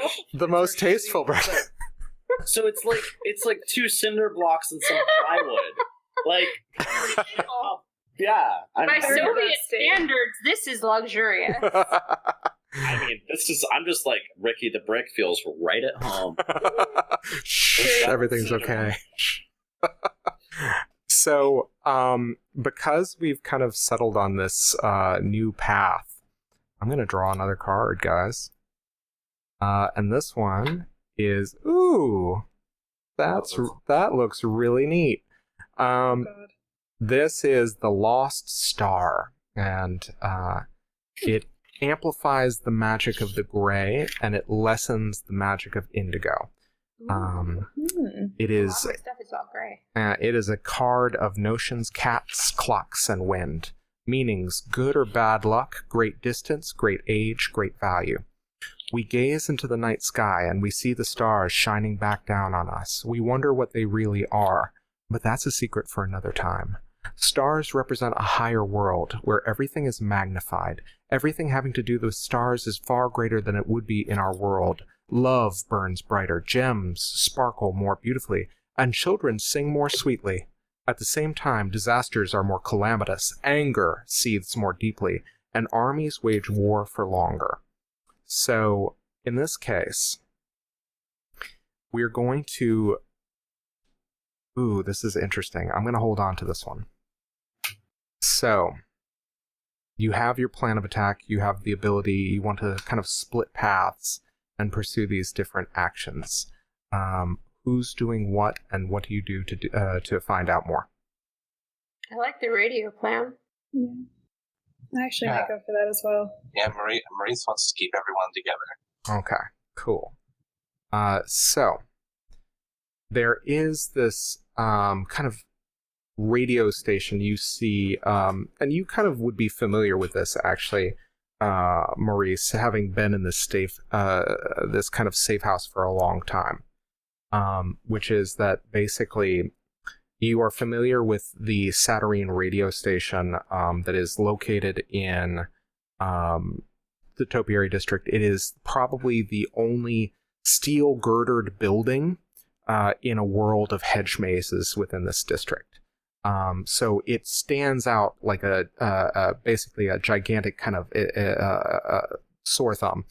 Sorry, looking for a better image, guys. Sometimes the old cliches work best. So it stands out like a sore thumb within the middle of the Topiary District, and you can find it easily enough. My question is, do you do anything to kind of, on your way there, that's a little bit distinct, or do you try to keep a low profile? What are you guys doing? Yeah, Maurice doesn't think we should take the main thoroughfares. Thinks we should the equivalent of a back alley in a hedge maze to get there. Yeah, Gav. We are a distinct group. Mm-hmm. Gav agrees with that plan for sure. Okay. Twig's torn between being super sneaky and fidgeting with this new thing that they found. And they're not entirely sure what it is. I mean, they're pretty sure you can hurt people. My raptor can help us sneak. Mm-hmm. It can obscure us from sight. Hell yeah. Well, has my raptor come back yet? Oh yeah, I think at this point... I never dispelled the spell from last session.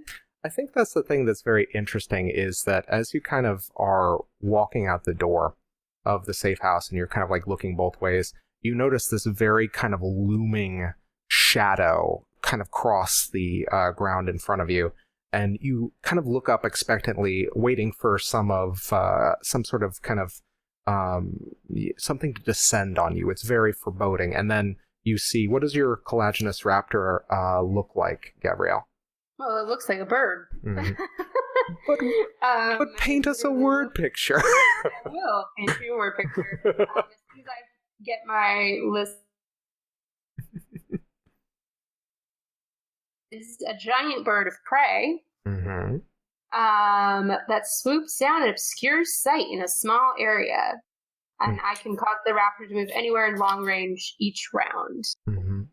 So, since we're not in rounds, I guess you can help me decide what that looks like. But at the very least, I can obscure us in some heavy shadow as we move. Mm-hmm. I think the raptor is very falcon-like. Mm-hmm. If we're picking a bird of prey, Mm-hmm. when it sits on my shoulder and it's not in action, it's looks like it's just giving off plumes of shadow smoke. Mm-hmm. And then when it takes off, it suddenly gets much bigger. Oh yeah, absolutely. And it's as if it's wings spread out and obscure us. So when we're walking, we're if there's anywhere that's anywhere that's lit, we'll be it'll be dimmer. If we're already walking in an area where it's dark, we can be completely obscured. Mm-hmm. But it has to move with us, otherwise we'll lose it. Yeah, so it's kind of a gray day as you kind of begin. And you begin walking, and once again, with that kind of mental order, the bird of prey takes off above you, and that shadow expands out. And it kind of covers the four of you walking side by side easily as you're kind of moving through kind of very quietly. So I would like somebody to make a stealth roll and to add 2 to their venture. It's y'all's choice. I have a starting of 1. If anybody else has something better, feel free. Go for it. No, I think that should be fine. Okay. So, can I add a bene to this, or Absolutely. would that be, what kind of bene would that be? That would be, I believe, movement.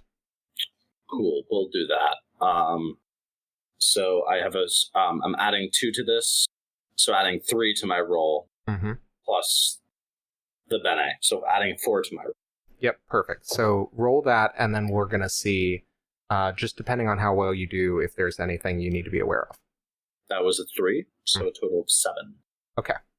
So with a 7, I think that at this point you realize, Maurice, that the easiest way for you to get to the etheric radio station is by cutting across Carver Street, which is known in common parlance as, I believe it's called Spiderhaunt Street.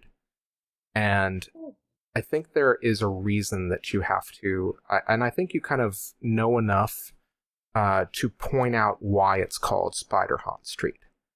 So as you're kind of like rounding the corner, you look to the ground in front of you, and some parts of the street seem to have been kind of like opened up into this like large, deep pit. And anybody who looks down into the pit will see lustrous green strands of what look to be giant ropes, until you realize that they are all strung together into massive spider webs. And so the interesting thing about this too is occasionally each of you will see down into this kind of hole in reality a set of spectral effulgent spiders with red eyes. They're very large and very kind of hairy. They're like tarantulas, and they seem to be kind of navigating the streets fairly, the strands fairly adeptly. But Maurice, with your knowledge of the neighborhood, you know for a fact that these spiders are spectral. Essentially, they, through some kind of trick of the war or through the reality of this neighborhood, there is basically, you are peering into another reality that is incorporeal. It cannot really necessarily affect you. So it actually causes a lot of fright for people who are new to the neighborhood, who do not know that these things can't hurt them, because oftentimes the spiders will see people walking down the street as prey, and they will essentially kind of descend, but cannot harm the people between realities. So I think that with this stealth roll, you not only are kind of like making your way very quietly across the terrain, across the street under the shade of the colliginous raptor, but you also kind of escape the notice of many of these spectral spiders as you keep walking. Cool. That said, there are two people, and also with this kind of this roll, you notice that there are two people that seem to be waiting around a hedge, looking out on the opposite side of the street for kind of like peering out, kind of like stealthily, kind of like just kind of checking to make sure that somebody is coming or nobody's coming. What do you do? We all see this? Yeah, I'd say that you basically went down the alternate path, and this is not a path that's necessarily a lot of people use. So you kind of catch these people on the other side. What do you do? Well, can we tell at all if these people are waiting for us that has anything to do with us whatsoever? Make a perception roll. Kind of a shady area. Mm-hmm.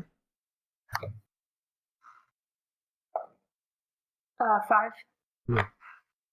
So, with a 5, you can tell that these people, they seem to be brandishing weapons. They're kind of like clubs.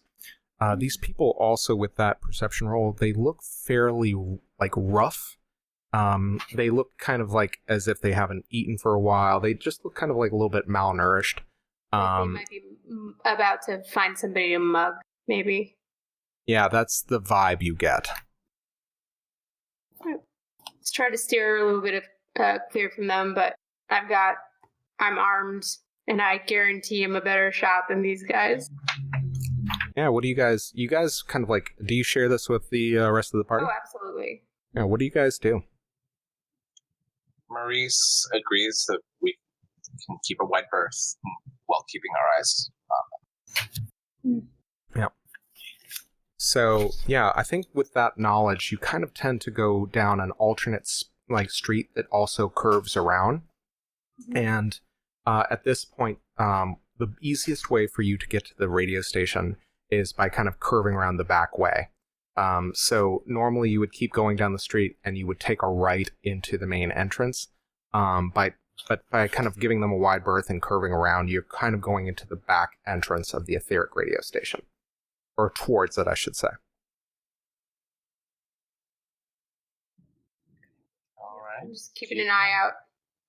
Okay. I think maybe one thing that Kyrrie does, as we are again, she's doing something that I've frequently done myself, which is walk and read at the same time. Mhm. So she's kind of consulting more of Freud, like reading different chapters that, you know, might give us more insight into how you speak to a dream specifically, and what the interpretations of dreams can teach you about how you might want to do that specifically. And I think there's definitely at least one moment she like nearly runs into a pole or something. But, you know, she's trying to like do that thing where you keep your eye on the book, but then like look up enough that you don't hit something. Don't text and drive. Don't read and drive, everyone. I think that, okay, that's fun. I think that as you are kind of like about to, as you're continuing to walk, I think that you do almost kind of walk into an obstacle. And as you kind of like look up, you see that there seems to be this, you realize that it's kind of like this large pylon. And the pylon seems to be radiating this kind of purplish lightning onto a much larger pylon, which is at the top of a kind of very steel-heavy edifice. And you kind of looking up, you see these pylons kind of feeding purple lightning to what looks to be the top of a very kind of traditional radio tower. And I believe, Kyrrie, you wouldn't know what this looks like being from the decade you are. I think that this is probably the first time in a long time you've left the Vancian campus. Yeah. So like seeing this is actually, it's a very foreign experience. It's, you kind of like are unsure of what to make of it. It looks quite surreal. Is this common? And as kind of like, I think that as you're kind of like walking around, also all trying to be very kind of careful and stealthy, the collagenous raptor kind of flying over you, it's Kyrrie that notices the radio station, and you all kind of incline your eyes up. And the radio station itself has to be at least 150 feet high, just from the kind of the peak of the tower. And you are looking at the back of it, where there seems to be a back entrance past what looks to be a fence glowing with blue light. I would love everybody if you could make... Let's see, who would this affect in particular? You know what? I think, Twigg, why don't you make a perception roll for me? Alrighty then. Mm-hmm. Okay, that's going to be a 3. Okay. So with the 3... I would say that you kind of notice that there's kind of like this energy coursing through the barrier between the back entrance and between you and the back entrance. And I think that you kind of don't see necessarily a clear path forward from the rear. You have a feeling that, you know, whoever kind of accesses the station must be... you don't know, you kind of can't tell what purpose the back entrance serves right at first glance, unless somebody has a means of getting through this kind of radiant field of energy. Huh. What kind of energy does it look like the field's made out of? It's kind of like this luminescent, crackling green light. It seems to make almost like a grid. I would like to cast a spell. I would like to cast Scent of Magic. Uh-huh. What about? Read the spell for us, and then also describe what it looks like when you cast that spell. So, Scent of Magic is a level 2 spell. Mm-hmm. Its color is indigo, Mm-hmm. but I could ignore the sun because apostate. Well done. Isn't that life? Yeah.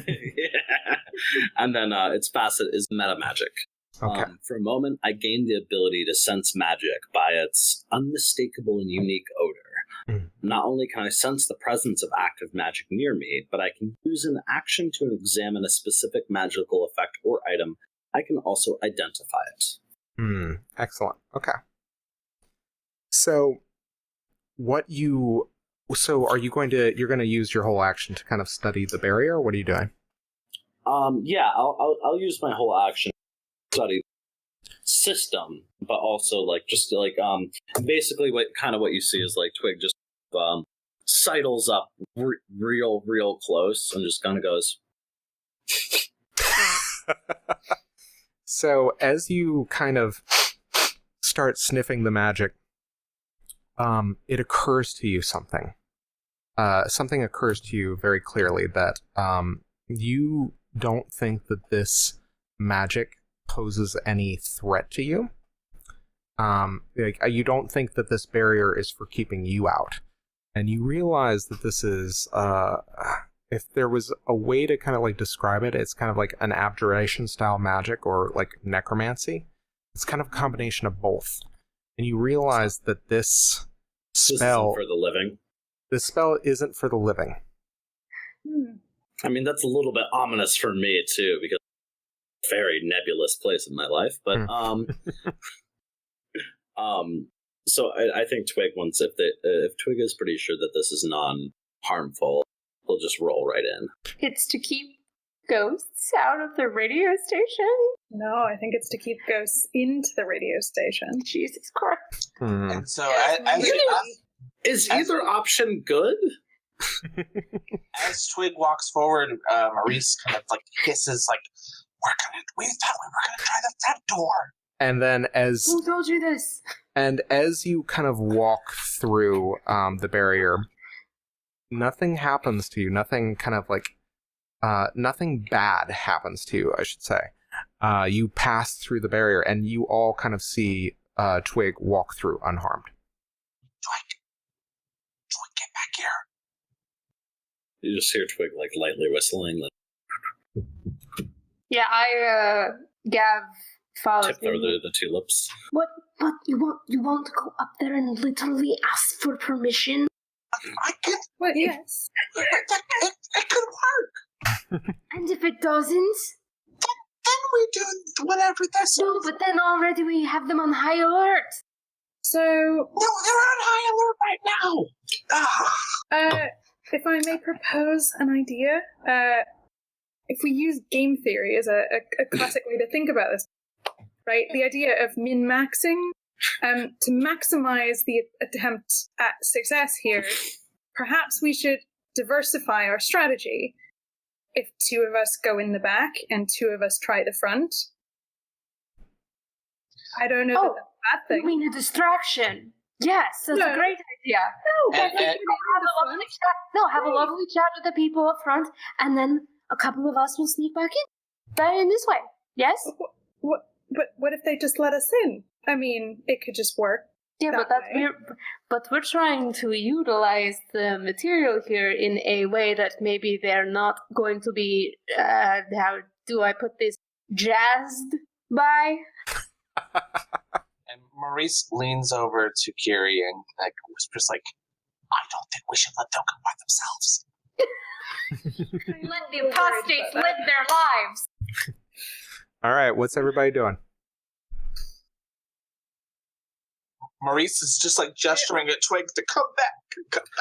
So Twig heard Kyrrie's suggestion and has literally spent this whole time trying not to laugh and suppressing all of the jokes that is pouring through their brain. Mm-hmm. All right, so... Mostly because I couldn't find a Brooklyn Nine-Nine GIF fast enough to send you guys. The goal is we're literally using... Now, correct me if I'm wrong on a meta level. Like, the goal is get to station, utilize the station's technology to make contact and or literally go into the blue. Yes. Something tells me that these people here may not be super happy about that. They seem like they might be a little bit precious of equipment. So why don't you go make nice up front, and then some of us can go back. Mo, you might want to go with us for this, because aren't you the one that like does the woo-woo contacty thing with the lady? Well, I mean, it was my idea. I mean, I think we should all do it together. I don't know how. I mean, I can put together a radio, but I don't actually know how to contact some sort of person on another dimension. That is a new skill for me. I'm used to hearing Gil talk about the Ether 3. He likes it a lot. He thinks it's the solution for everything. So Twigg kind of got a little bit bored about halfway through this and started and just approached the door. Okay. Just kind of like, ooh, okay, guess they're talking. I'm gonna go do the thing. Okay. What do you do? I'd like to inspect the door. Actually, I'm not dumb. Absolutely. So, go ahead, and I would like you to use your knowledge of either kind of like whatever knowledge of magic you have, and you can make a intellect roll with. I don't suppose lockpicking might be relevant. You can also try to lockpick it. I will inspect it first. Okay.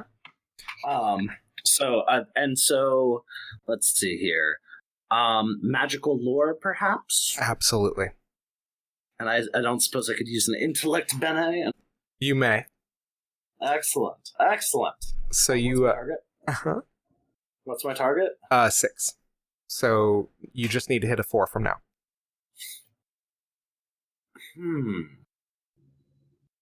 Actually, wait, so I instead of using a bene, can I use a switch? Absolutely. Alright, so I'm rolling 2. So you need to get the magical dice. You need to get at least a 5 on 1. That is a 5 and a 0, so... Alright, good choice. 5 on the magic dice. Alright. So with the 5, and it's appropriate, with the 5 with the magic die, you take a look and you realize that more of that magic coats the door, especially the lock. But the thing that you also notice is that it seems to be also magically warded against people entering from the back. So you can tell that it would take magic to break the lock. Well, I am both a apostate with a great deal of power in breaking magic, and also I have, some like less than ethical skills adopted with lockpicking and whatnot. Naturally. As one does. Wicked key. Where's the fun in that? I mean, I could, but like, I'll save that for an emergency. Also, I don't think Twigg fully values that for what it is. Okay. The context isn't there. All right, so knowing what I know now, so I can use lockpicking. So I have several options here. I do have counterspell, but I also have. Let's see. I have the counterspell. I have passive counterspell. Let's see. Let me read counterspell. As an action, we can cast a counterspell that unravels and dispels one active ongoing spell or magical effect that is level 1 or level 2. The cost for the counterspell is always the same as the cost for the original spell, almost always 1 sorcery per level. And then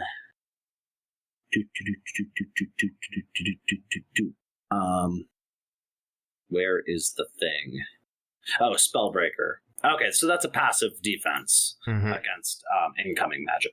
So yeah, would based on my spell check thing, do I think I can break this? Taking a look at kind of like the level of effects, it probably wouldn't make a lot of sense for you to counterspell the lock at that level. I think this lock is probably about a level 4 or 5. So why don't we actually...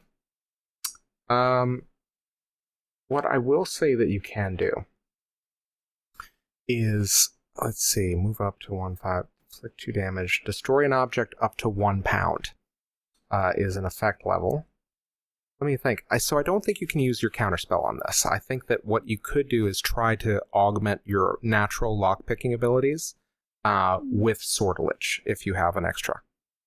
I don't think Twig is nearly classy enough to have a really nice lockpicking kit. This is definitely like a situation where like a screwdriver. Or like I probably have keys. Absolutely. Amazing. So, and so like you guys probably have just now noticed that I wandered through. Like you were just like, oh shit, and whistle, and I'm just kind of like Actually, pull out a bump key. Something does occur to me. You do have a wicked key. Yeah, but Twig doesn't really have a value like assessment on that. Okay. Like I kind of get that it's cool. But like All right. I can do magic, dude. All right. Ah. You go ahead and you grab that. I was gonna say you jimmy that lock, man. What does like a giant diamond mean to somebody who's like, cool, I can start like a caveman that's like, hey, but have you seen fire? I've heard it's all the rage. It's The wheel was yesterday. Fair enough, man. fire so hot right now. Oh. No. All right. I think Gav sees this happening and then just sort of looks over at Kyrrie and Mo and just, well, one of you better decide who wants to go make nice up friends in about 3. And then, One. Oh! Bye. All right. and so then you see Twig pull something shiny and silver out of one of the many pockets and pull a half brick out of the other and just go whap. Attempt to bump block the As I Okay. said, block. All right. I would like you to make a lockpicking roll with sortilege. For your target number is 5, and you have 1 in lockpicking, so your venture would need to be. You need 2 4s I need 2 4s. because it's magically defended. Okay.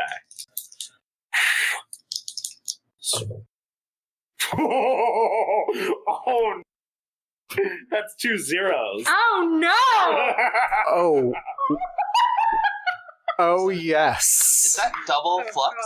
Uh, Yeah, that's actually Flux. that is 1 flux. Thankfully. Because there's only one magic die. Okay. Yeah. Hey, Zach. Yeah. Can you explain Flux? So flux is what happens when your attempts to use magic go horribly awry. So when you roll a 0 on, there are dice in the Invisible Sun, one of which is marked for mundane actions, but 3 others are essentially marked for spell actions.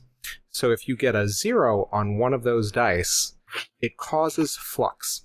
Now, with flux, it's a minor effect that kind of scales exponentially based on how many zeros you roll, because eventually you will roll up to 3 magical dice. So because Twig has rolled a 0 on 1 magical die, you only get a minor taste of it.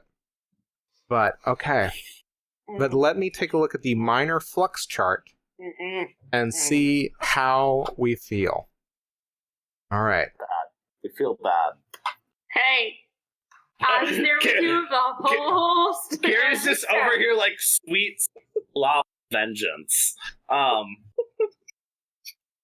Okay. Love you, Bill. All right. So, there's so much great stuff in here.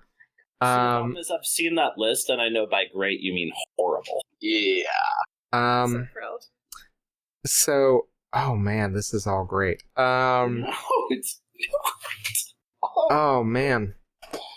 All right. So, all right. poor Twig. My baby. This is. Oh, actually, I really love this. Okay. All right.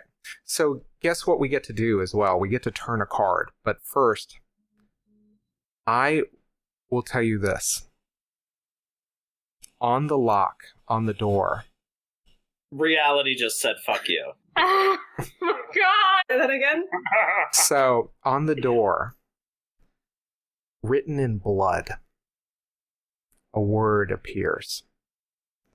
And you cannot read this word because it is not in any language that you recognize. And as you step back from the door, the writing moves from the door itself to the street in front of you. It seems to follow you. And we're going to turn a card now.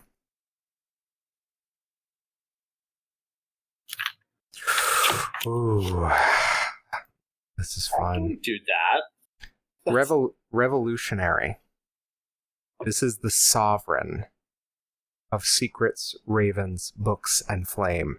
Meanings, lust, sexuality, change, destruction. Sovereign of the family of secrets, the revolutionary is a force for change. Quite possibly the least secret of the family, the revolutionary is brazen and bold, changing what needs changing, even if through destruction or violence. The strong sexuality of the revolutionary is obvious, but this aspect is quite separate from the other. There is no suggestion of sexual violence here, but instead sincere passion and mutual attraction. So, it's generally considered a positive card. Goddamn heart. So, I think, okay. Also, I want to point out that all of those things are my card families. Mm-hmm. I have my card family is secrets, my animal is the raven, and my object is books. Okay, so Ooh. with the sovereign, I believe you get +2 to your actions while this card is in play. So the way that we're going to do this... Retroactive. So here's the kicker. It's +2 to actions and +2 to the level of your spell, because it's your sovereign. So what ends up happening is I think that the writing appears, and it follows you, and then as you look to the door, the writing surges forward onto the door. The symbols seem to burn with a light, and the door just shatters into 1,000 steel pieces. Little fragments. It's almost like it's like a frag grenade going off in front of you, but it leaves all of you miraculously unharmed. But it did. So I'm like literally standing there, like with having just held a bump key and a half brick, and then just watch this word I can't understand circle around me, come back, and then the door exploded. Mm-hmm. That's about the long and the short of it. So Is that Maurice, loud? It's very loud. Yeah. Hello. It's like knock knock. Yeah, so as you're kind of like moving through this completely shattered doorway, the writing still, like the writing seems to, like I said, it erupted, but it seems to kind of slink back towards your feet and is making pace with you as you walk into the station. And I believe that is when we begin to hear the pounding of footsteps. Delightful. Well, I think Kyrrie is going to say, well, so much for strategy. And That's the alternate title of this episode. I provided perfectly good strategy. You just decided that now is the time to debate it. Oh, as Zach, we run, I would one- like to. Go Oh, ahead. What's up? Go ahead. I just, because as we were not on stream at the time, and just for the sake of Zach's trauma, my alternately suggested title was Apostates Going From Behind. Oh, God. How dare you? a So little take bit one sorry. vex. Speak for yourself, apostate. That's fair. Yeah, no, what was that? Yeah, you are hearing the the sounds of panic footfalls. What are you guys doing? Well, one thing I think Kyrrie wants to do, you say that writing is still Yeah, it's definitely following them. cool. Following us or following footsteps? It is following Twigg. Okay. I am going to go to the floor at Twigg's feet, and as you may recall, Tay understands the words. I would like to touch the word. Okay. You touch. Oh, yeah. So you're using this. What are you trying to do by touching the word? So you said it's in a language that none of us understand.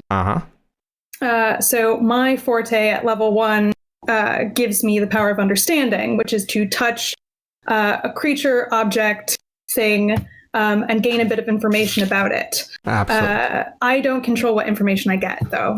Okay. So I think I'm going for what this word means, but as with anything, magic is a little unpredictable. All right. So, and because it is unpredictable, what is that? What is the level of that ability?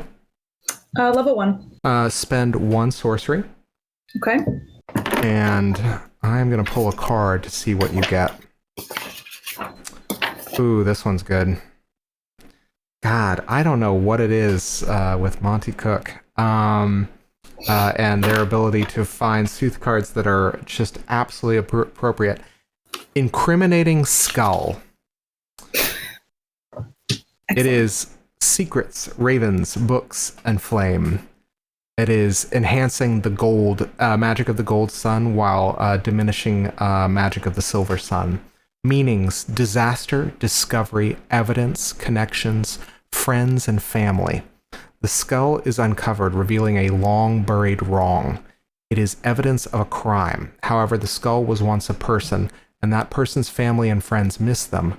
They wonder what happened to them, and discovering the remains of the victim actually brings them some comfort and closure on the situation.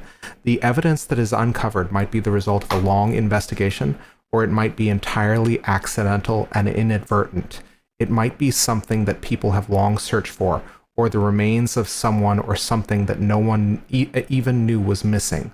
Last, it might be something that someone was trying to actively conceal, or it might just be the remains of some past event covered up only by time. Jesus. Oh God, this is... Goddamn, Monty Cook. This is something really amazing. This is fantastic. Because I get to make a hard move. No. So by fantastic and amazing.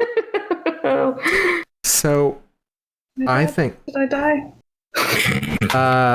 Okay. So the suggestion for this is someone discovers something the PC did in the past that they would have preferred remain secret. But because this is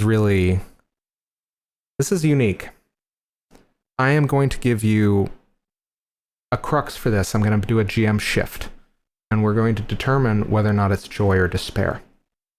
Okay. And the word that you get is lieutenant. And as you look up, you are making eye contact with Twigg, and you are in the middle of the ruined expanse. There is the sound of explosions going off around you. And you are looking at Twigg, but rather than this kind of disheveled outfit, this kind of punk rock outfit that Twigg is usually rocking, you're looking at somebody in what appears to be a fairly regal, I say regal, but fairly smartly attired field jacket, like similar and consistent with military bearing. At which point you say the word, Lieutenant, what do we do? And then you blink back to the present moment. What the fuck?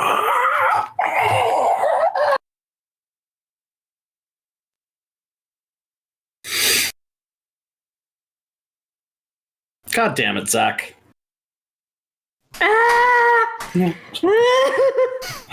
So Maurice is physically, I think, is everyone still kind of standing in the doorway? Yeah, I've been rushing. So Maurice is pushing people through. We can't stay here. We have to go. Kyrrie is staring at Twig with almost like a haunted look on her face. I think Gavriel grabs you by the wrist and to try to snap you out of it, being like, "Guide, come on." Yeah, Maurice and Gav are kind of pushing everyone forward. Maurice is looking for a place to hide, and Duncan is whining.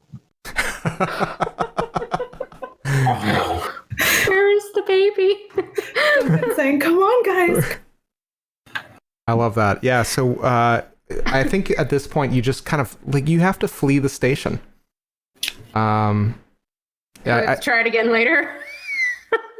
Restart that dishonored mission, huh? Maybe try the front door this time. No. No, bastards, do it I from love it. behind. We have to uncover a whole global interdimensional conspiracy, but we're gonna ask, and we're gonna not, and then we're gonna like ask politely. That sounds like may we interrupt this conspiracy? Diplomacy, politics. It can be done. And I actually, at the moment I was describing, I thought I was describing us running further into the station. Like fuck it, we were going for it, not retreating. oh, okay, So, all right. I can't stop all of us in the spirit. Hello. All right. Like we had Door this whole inspection. we had this whole heist planned, Mhm. like a 26-step heist, and on step 2 the alarm went off. And so we've got the speed buff. We're going, and Maurice is looking inside for a place to hide. All right. So I had already poked my head in, and I know I had heard the sound of pounding footsteps. What do I actually see? I think you see. It's basically kind of like the. It's kind of like going through like the cargo basement, essentially. I think that the entrance that you guys have found and busted wide open is typically where somebody would go to transport musical instruments. This you can tell that this is basically a band entrance for the radio station. So as you're kind of like moving through this back entrance, you see that there's a lot of different kind of carts, and a lot of them tend to be like kind of floating off of the ground a little bit. There are these kind of like carts that are filled with just kind of like this weird set of ephemera. Some of this stuff is just really kind of, it looks to be kind of musical in nature, and some of it is not. It's really kind of hard to tell what its purpose is at first glance. You're probably, because all of you are not Vizsla musicians, but you think that you could probably find a way to hide behind some of this stuff. I still have my raptor. Yeah, now you that do. we're inside and it's already not as well lit in here, it becomes even better. Yeah, absolutely. Yeah, so I would say in a not well lit area, like how far do you guys want to go in before you start hiding? Are you kind of close to the entrance? It's kind of like this winding passageway. You know that going forward there might be a cargo elevator if you go far enough, but you could risk getting caught. What do you do? Well, quick thing before I go further in, can I roll to very quickly scratch down at least what the word that I can't understand, like that was in a language I could understand, looks like Absolutely. on the front cover of Freud? Absolutely. Is the word still there? Oh, it's following Yeah. you. I just want to capture it. Yeah. Study, So it's kind of my thing. yeah. So if it's following us, yeah, no, okay. Yeah. Right, so is that accuracy, maybe? I think well, Because we're rushed. That's the thing, is I want to make sure I get it correct. yeah, it's totally, I think that's the thing, is I think it's more I do have intellect. a perfect memory. Yeah. Intellect. Just saying. Mm-hmm. And also, if we're trying to look for a place to hide, we have to stop at some point. And I think Gav is going to try to find either if we're in the band entrance or something, there's got to be a couple of hidey, not technically hidey holes, but areas in which we can go behind a couple of crates or equipment. Well, yeah, there were those bins that. Right, Zach because was if describing. if I can hear footsteps coming out, what we want to do is give them the old runaround. So I want us to hunker down somewhere, have which anyone that's going to come after us come through the door, see it open but not find anybody, and then I want them to go back to whatever it was they were doing or to leave the immediate area. So I think, Maurice is looking at the same thing and gestures to Twigg Yeah, come on. hide now. So do I see Kyrrie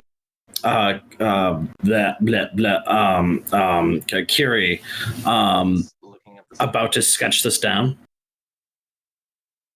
Yeah, do you? You pull out you have the Freud pen or whatever writing implement you have. Yeah, it's Freud was in my hand already. Yeah, because reason. Because of course it was. So I think Twig would turn and just look at that, kind of recognize what's going on, and just reach up at the letter and just like while saying to Kyrrie, or like probably reach up with the letter while saying to Kyrrie, "Don't worry, I'll cough it up later." Yeah, I was gonna say, are you going to eat the word? Yeah. Oh my God. Just because we gotta move. Yeah. Okay, so the way that works is you eat the word, and it enters your mind, and you hear the word being said to you, Lieutenant, what do we do? Whoops. And again, you have that moment unstuck in time. Except this time it's not from Kyrrie's perspective. It's from yours. And you are looking at someone who resembles Kyrrie almost exactly, with kind of hair tied back, except she seems to be wearing a military cap and a military uniform, and on her hip is an implement very similar to the one that you picked up, except this one seems to be made out of a steel-like metal, and in a very desperate voice is imploring you, Lieutenant, what do we do? And then you snap back out of it. So basically I would say what you would immediately experience looking at me is just kind of like a like, you know, like that really, you ever take a swallow that's a little bit too big and then it hurts like you just got stabbed right here? I mean, I eat like an asshole, so I'm just like, I eat like a fucking fat kid, but like you're just like, oh, but then and immediately I'm just like Twig just goes, go. Yeah, I think I like Gav has like already like dive bombed like past some crate, and my raptors like been sent up around us. Okay. Yeah, she's like, come on. Absolutely. I think that all of you are kind of like navigating. You hear the footsteps surging towards you. You also spot what can only be the entrance to a cargo elevator. Okay, Maurice has an idea. So he wants to make sure everybody gets hidden. And will you allow him to take an action to refresh his pool? Absolutely. All right. So Maurice is going to create an illusion of the elevator doors. So the elevator doors are at the opposite end from where the footsteps are coming. Mm-hmm. So he's going to wait until the last possible moment.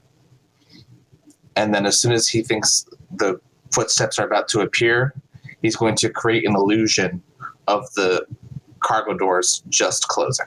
Absolutely. The elevator doors just closing. So I believe...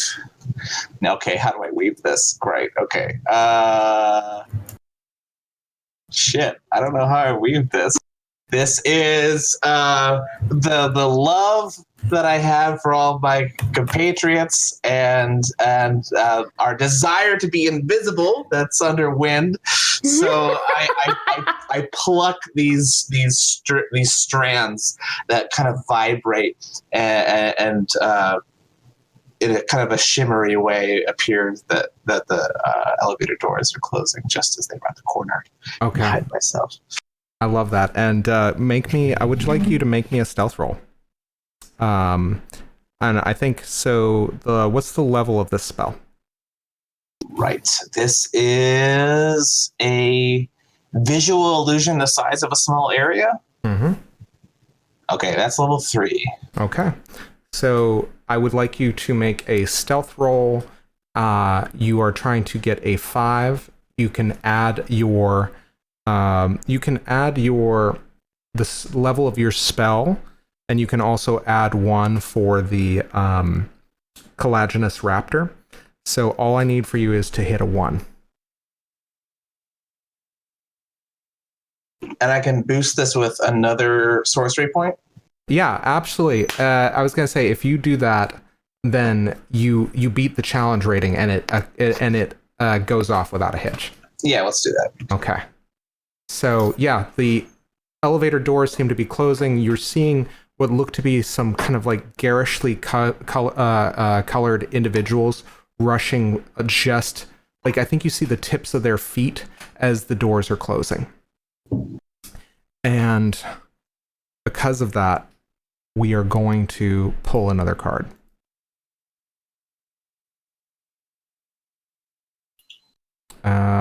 Unfortunately, it looks like now the Path of Suns application is not working. So, oh wait, never mind. Oh, okay, this is good. This is interesting. It's just taking a bit. Okay. And this one is the Monarch, which is the sovereign of notions, cats, clocks, and wind. Oh, that's me. Yep. Authority, judgment, the land, the world. Ruler, authority, sovereign. The monarch stands above all and passes judgment. Their commands must be obeyed because there is no other choice. The monarch isn't the ruler of the world. They are the world. They represent reality itself. They claim authority over you because you are a small part of them. You can no more refuse than your little finger can refuse to move as directed by your mind. You are gear that turns in a vast machine, and the monarch Holy shit. is the machine. The monarch, as their name would suggest, is the sovereign of the notions family. They guide and direct through thought and idea. Okay. Yeah, I'm notions. Mm-hmm. So this It's a weird apostate thing. That's odd. So here's the thing. This is what I'm going to say happens. Because we're coming up on time now. I think that you breathe this sigh of relief, Gavriel, as it's a similar feeling. It's almost very nostalgic. And it's nostalgic for the battlefield, when you've kind of had your experiences successfully making it past enemy lines only to prey on the nearest Nazi soldiers. And it's a feeling that is almost kind of like this kind of reminiscent. It incurs in you this feeling for home, this desire for home. And as you close your eyes to breathe a sigh of relief, a feeling of warmth and comfort washes over you. Even with your eyes closed, you see a change in the light. And when you open your eyes, the first thing you feel are the grips of unfamiliar hands clasped in yours. At least you think they're unfamiliar. And it's unfamiliar because of the absence that you felt in such a long time. And that's when you hear the voice of Ephraim Glinsky exclaim, "That was a wonderful prayer, Gavriel. Now let's tuck in." And you find yourself in a modestly appointed kitchen. In contemporary clothing, seated beside you are your adoptive father and mother, and across from you at the table are your friends Masha and Galina. And the rest of you see Gavriel on the back side of the elevator. Her skin goes gray and translucent, and she disappears. Maurice, you would know that this is similar to what happened to Mac, or was about to before you talked him down. And that's where we're going to end today's session. Fork. So, we're going to do wrap up right now. Thanks. First off, thank you for all of our viewers for enduring all of the technical difficulties that we've had.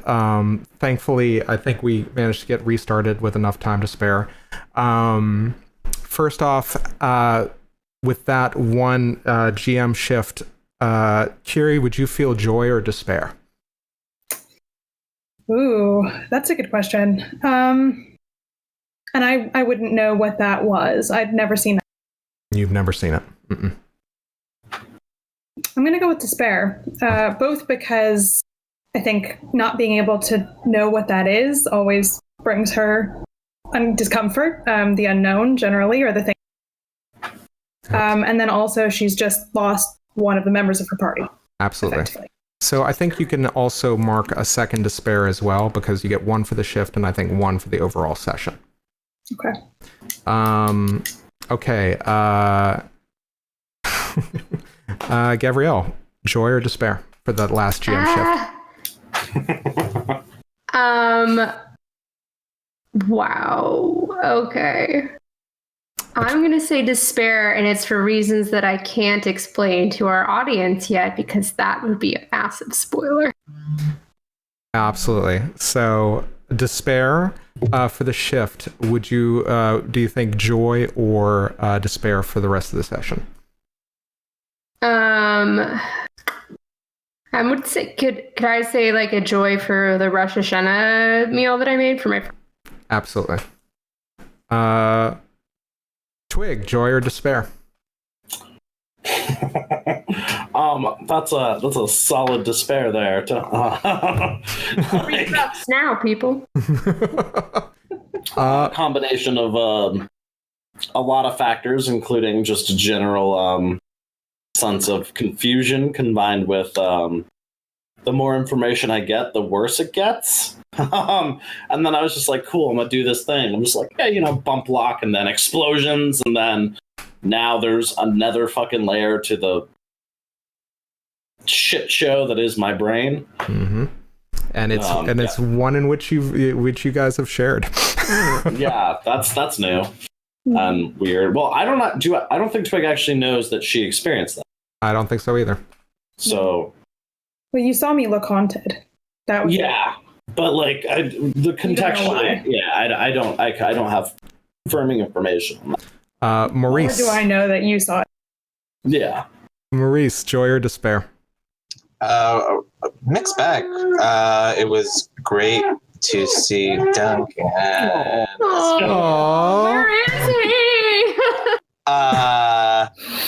So joy for seeing Ashwin again. Despair for not being able to help them. Joy for being together and finally like making a move forward with purpose with his companions that he feels very strongly bound to. Despair for this thing all going to shit. So it's very, very mixed. I will let you make the your own assessment as to whether or not to which one it is. Got it. And I think all of you please take 1 acumen. I believe also. Oh shit. Yeah, I think this actually uncovers an extra layer in your story arc as well. Twig, so take another acumen. And finally, guys, I just want to say, unfortunately, we're not going to have Gavriel / Marcy available for the next session, so she has been pulled into the gray, and the consequences of that we will find out later. Which, that was a hard one, separating player knowledge from character knowledge. Yeah. And there's a couple of things. Oh man, I'm very excited. And finally, let's go ahead and just do our quick outro. Does anybody have any shout-outs, or where can everybody find us? Happy Rosh Hashanah! Happy Rosh Hashanah! Shana Tova! Phil, you want to do actually, you can take that one. I'm actually going to plug a show called Party of One by good friend Jeff Stormer. He just celebrated 200 episodes and did a wild crossover spectacular. So check out Party of One pod. Really, really great stuff. Cool. And Hopper, what are you going to plug? I'm actually going to plug 2 things because I'm a bad person and couldn't remember the name of an account last time. So I know I'm a monster, so greedy. So first off, I'd like to plug Encounter Party, as always, because they're delightful, supportive people, and also they have their like little one shot, the Soft Cheese, the Quest for Fakara, is fucking amazing, and you should go listen to it right now. You don't even just go listen to the rest of it first, but do that. And second off, I want to throw a shout out to a dear friend who made some amazing nerdy ass costumes for us at Dragon Con. Her name's Sarah, and you can find her at Cloak and Corset on Instagram. Awesome. And I believe also Etsy. Marissa, do you have any shout outs? Instagram for sure. Marissa, do you have any shout outs? I do. I am going to shout out Sigmund. Actually, Are you really serious? good.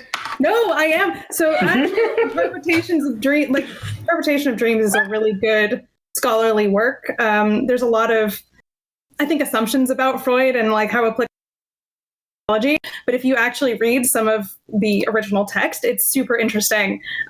Always buy the book from not Amazon. That I guarantee you there are places to buy it.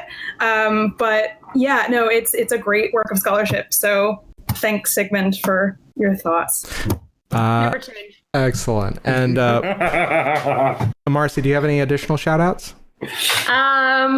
I guess can I give a shout out to where I actually work, like in my actual day job when I'm not streaming? Absolutely, please everyone, if you like campy, wonderful soap operas and amazing romances and fantasy and drama, you should check out the serial fiction app Radish.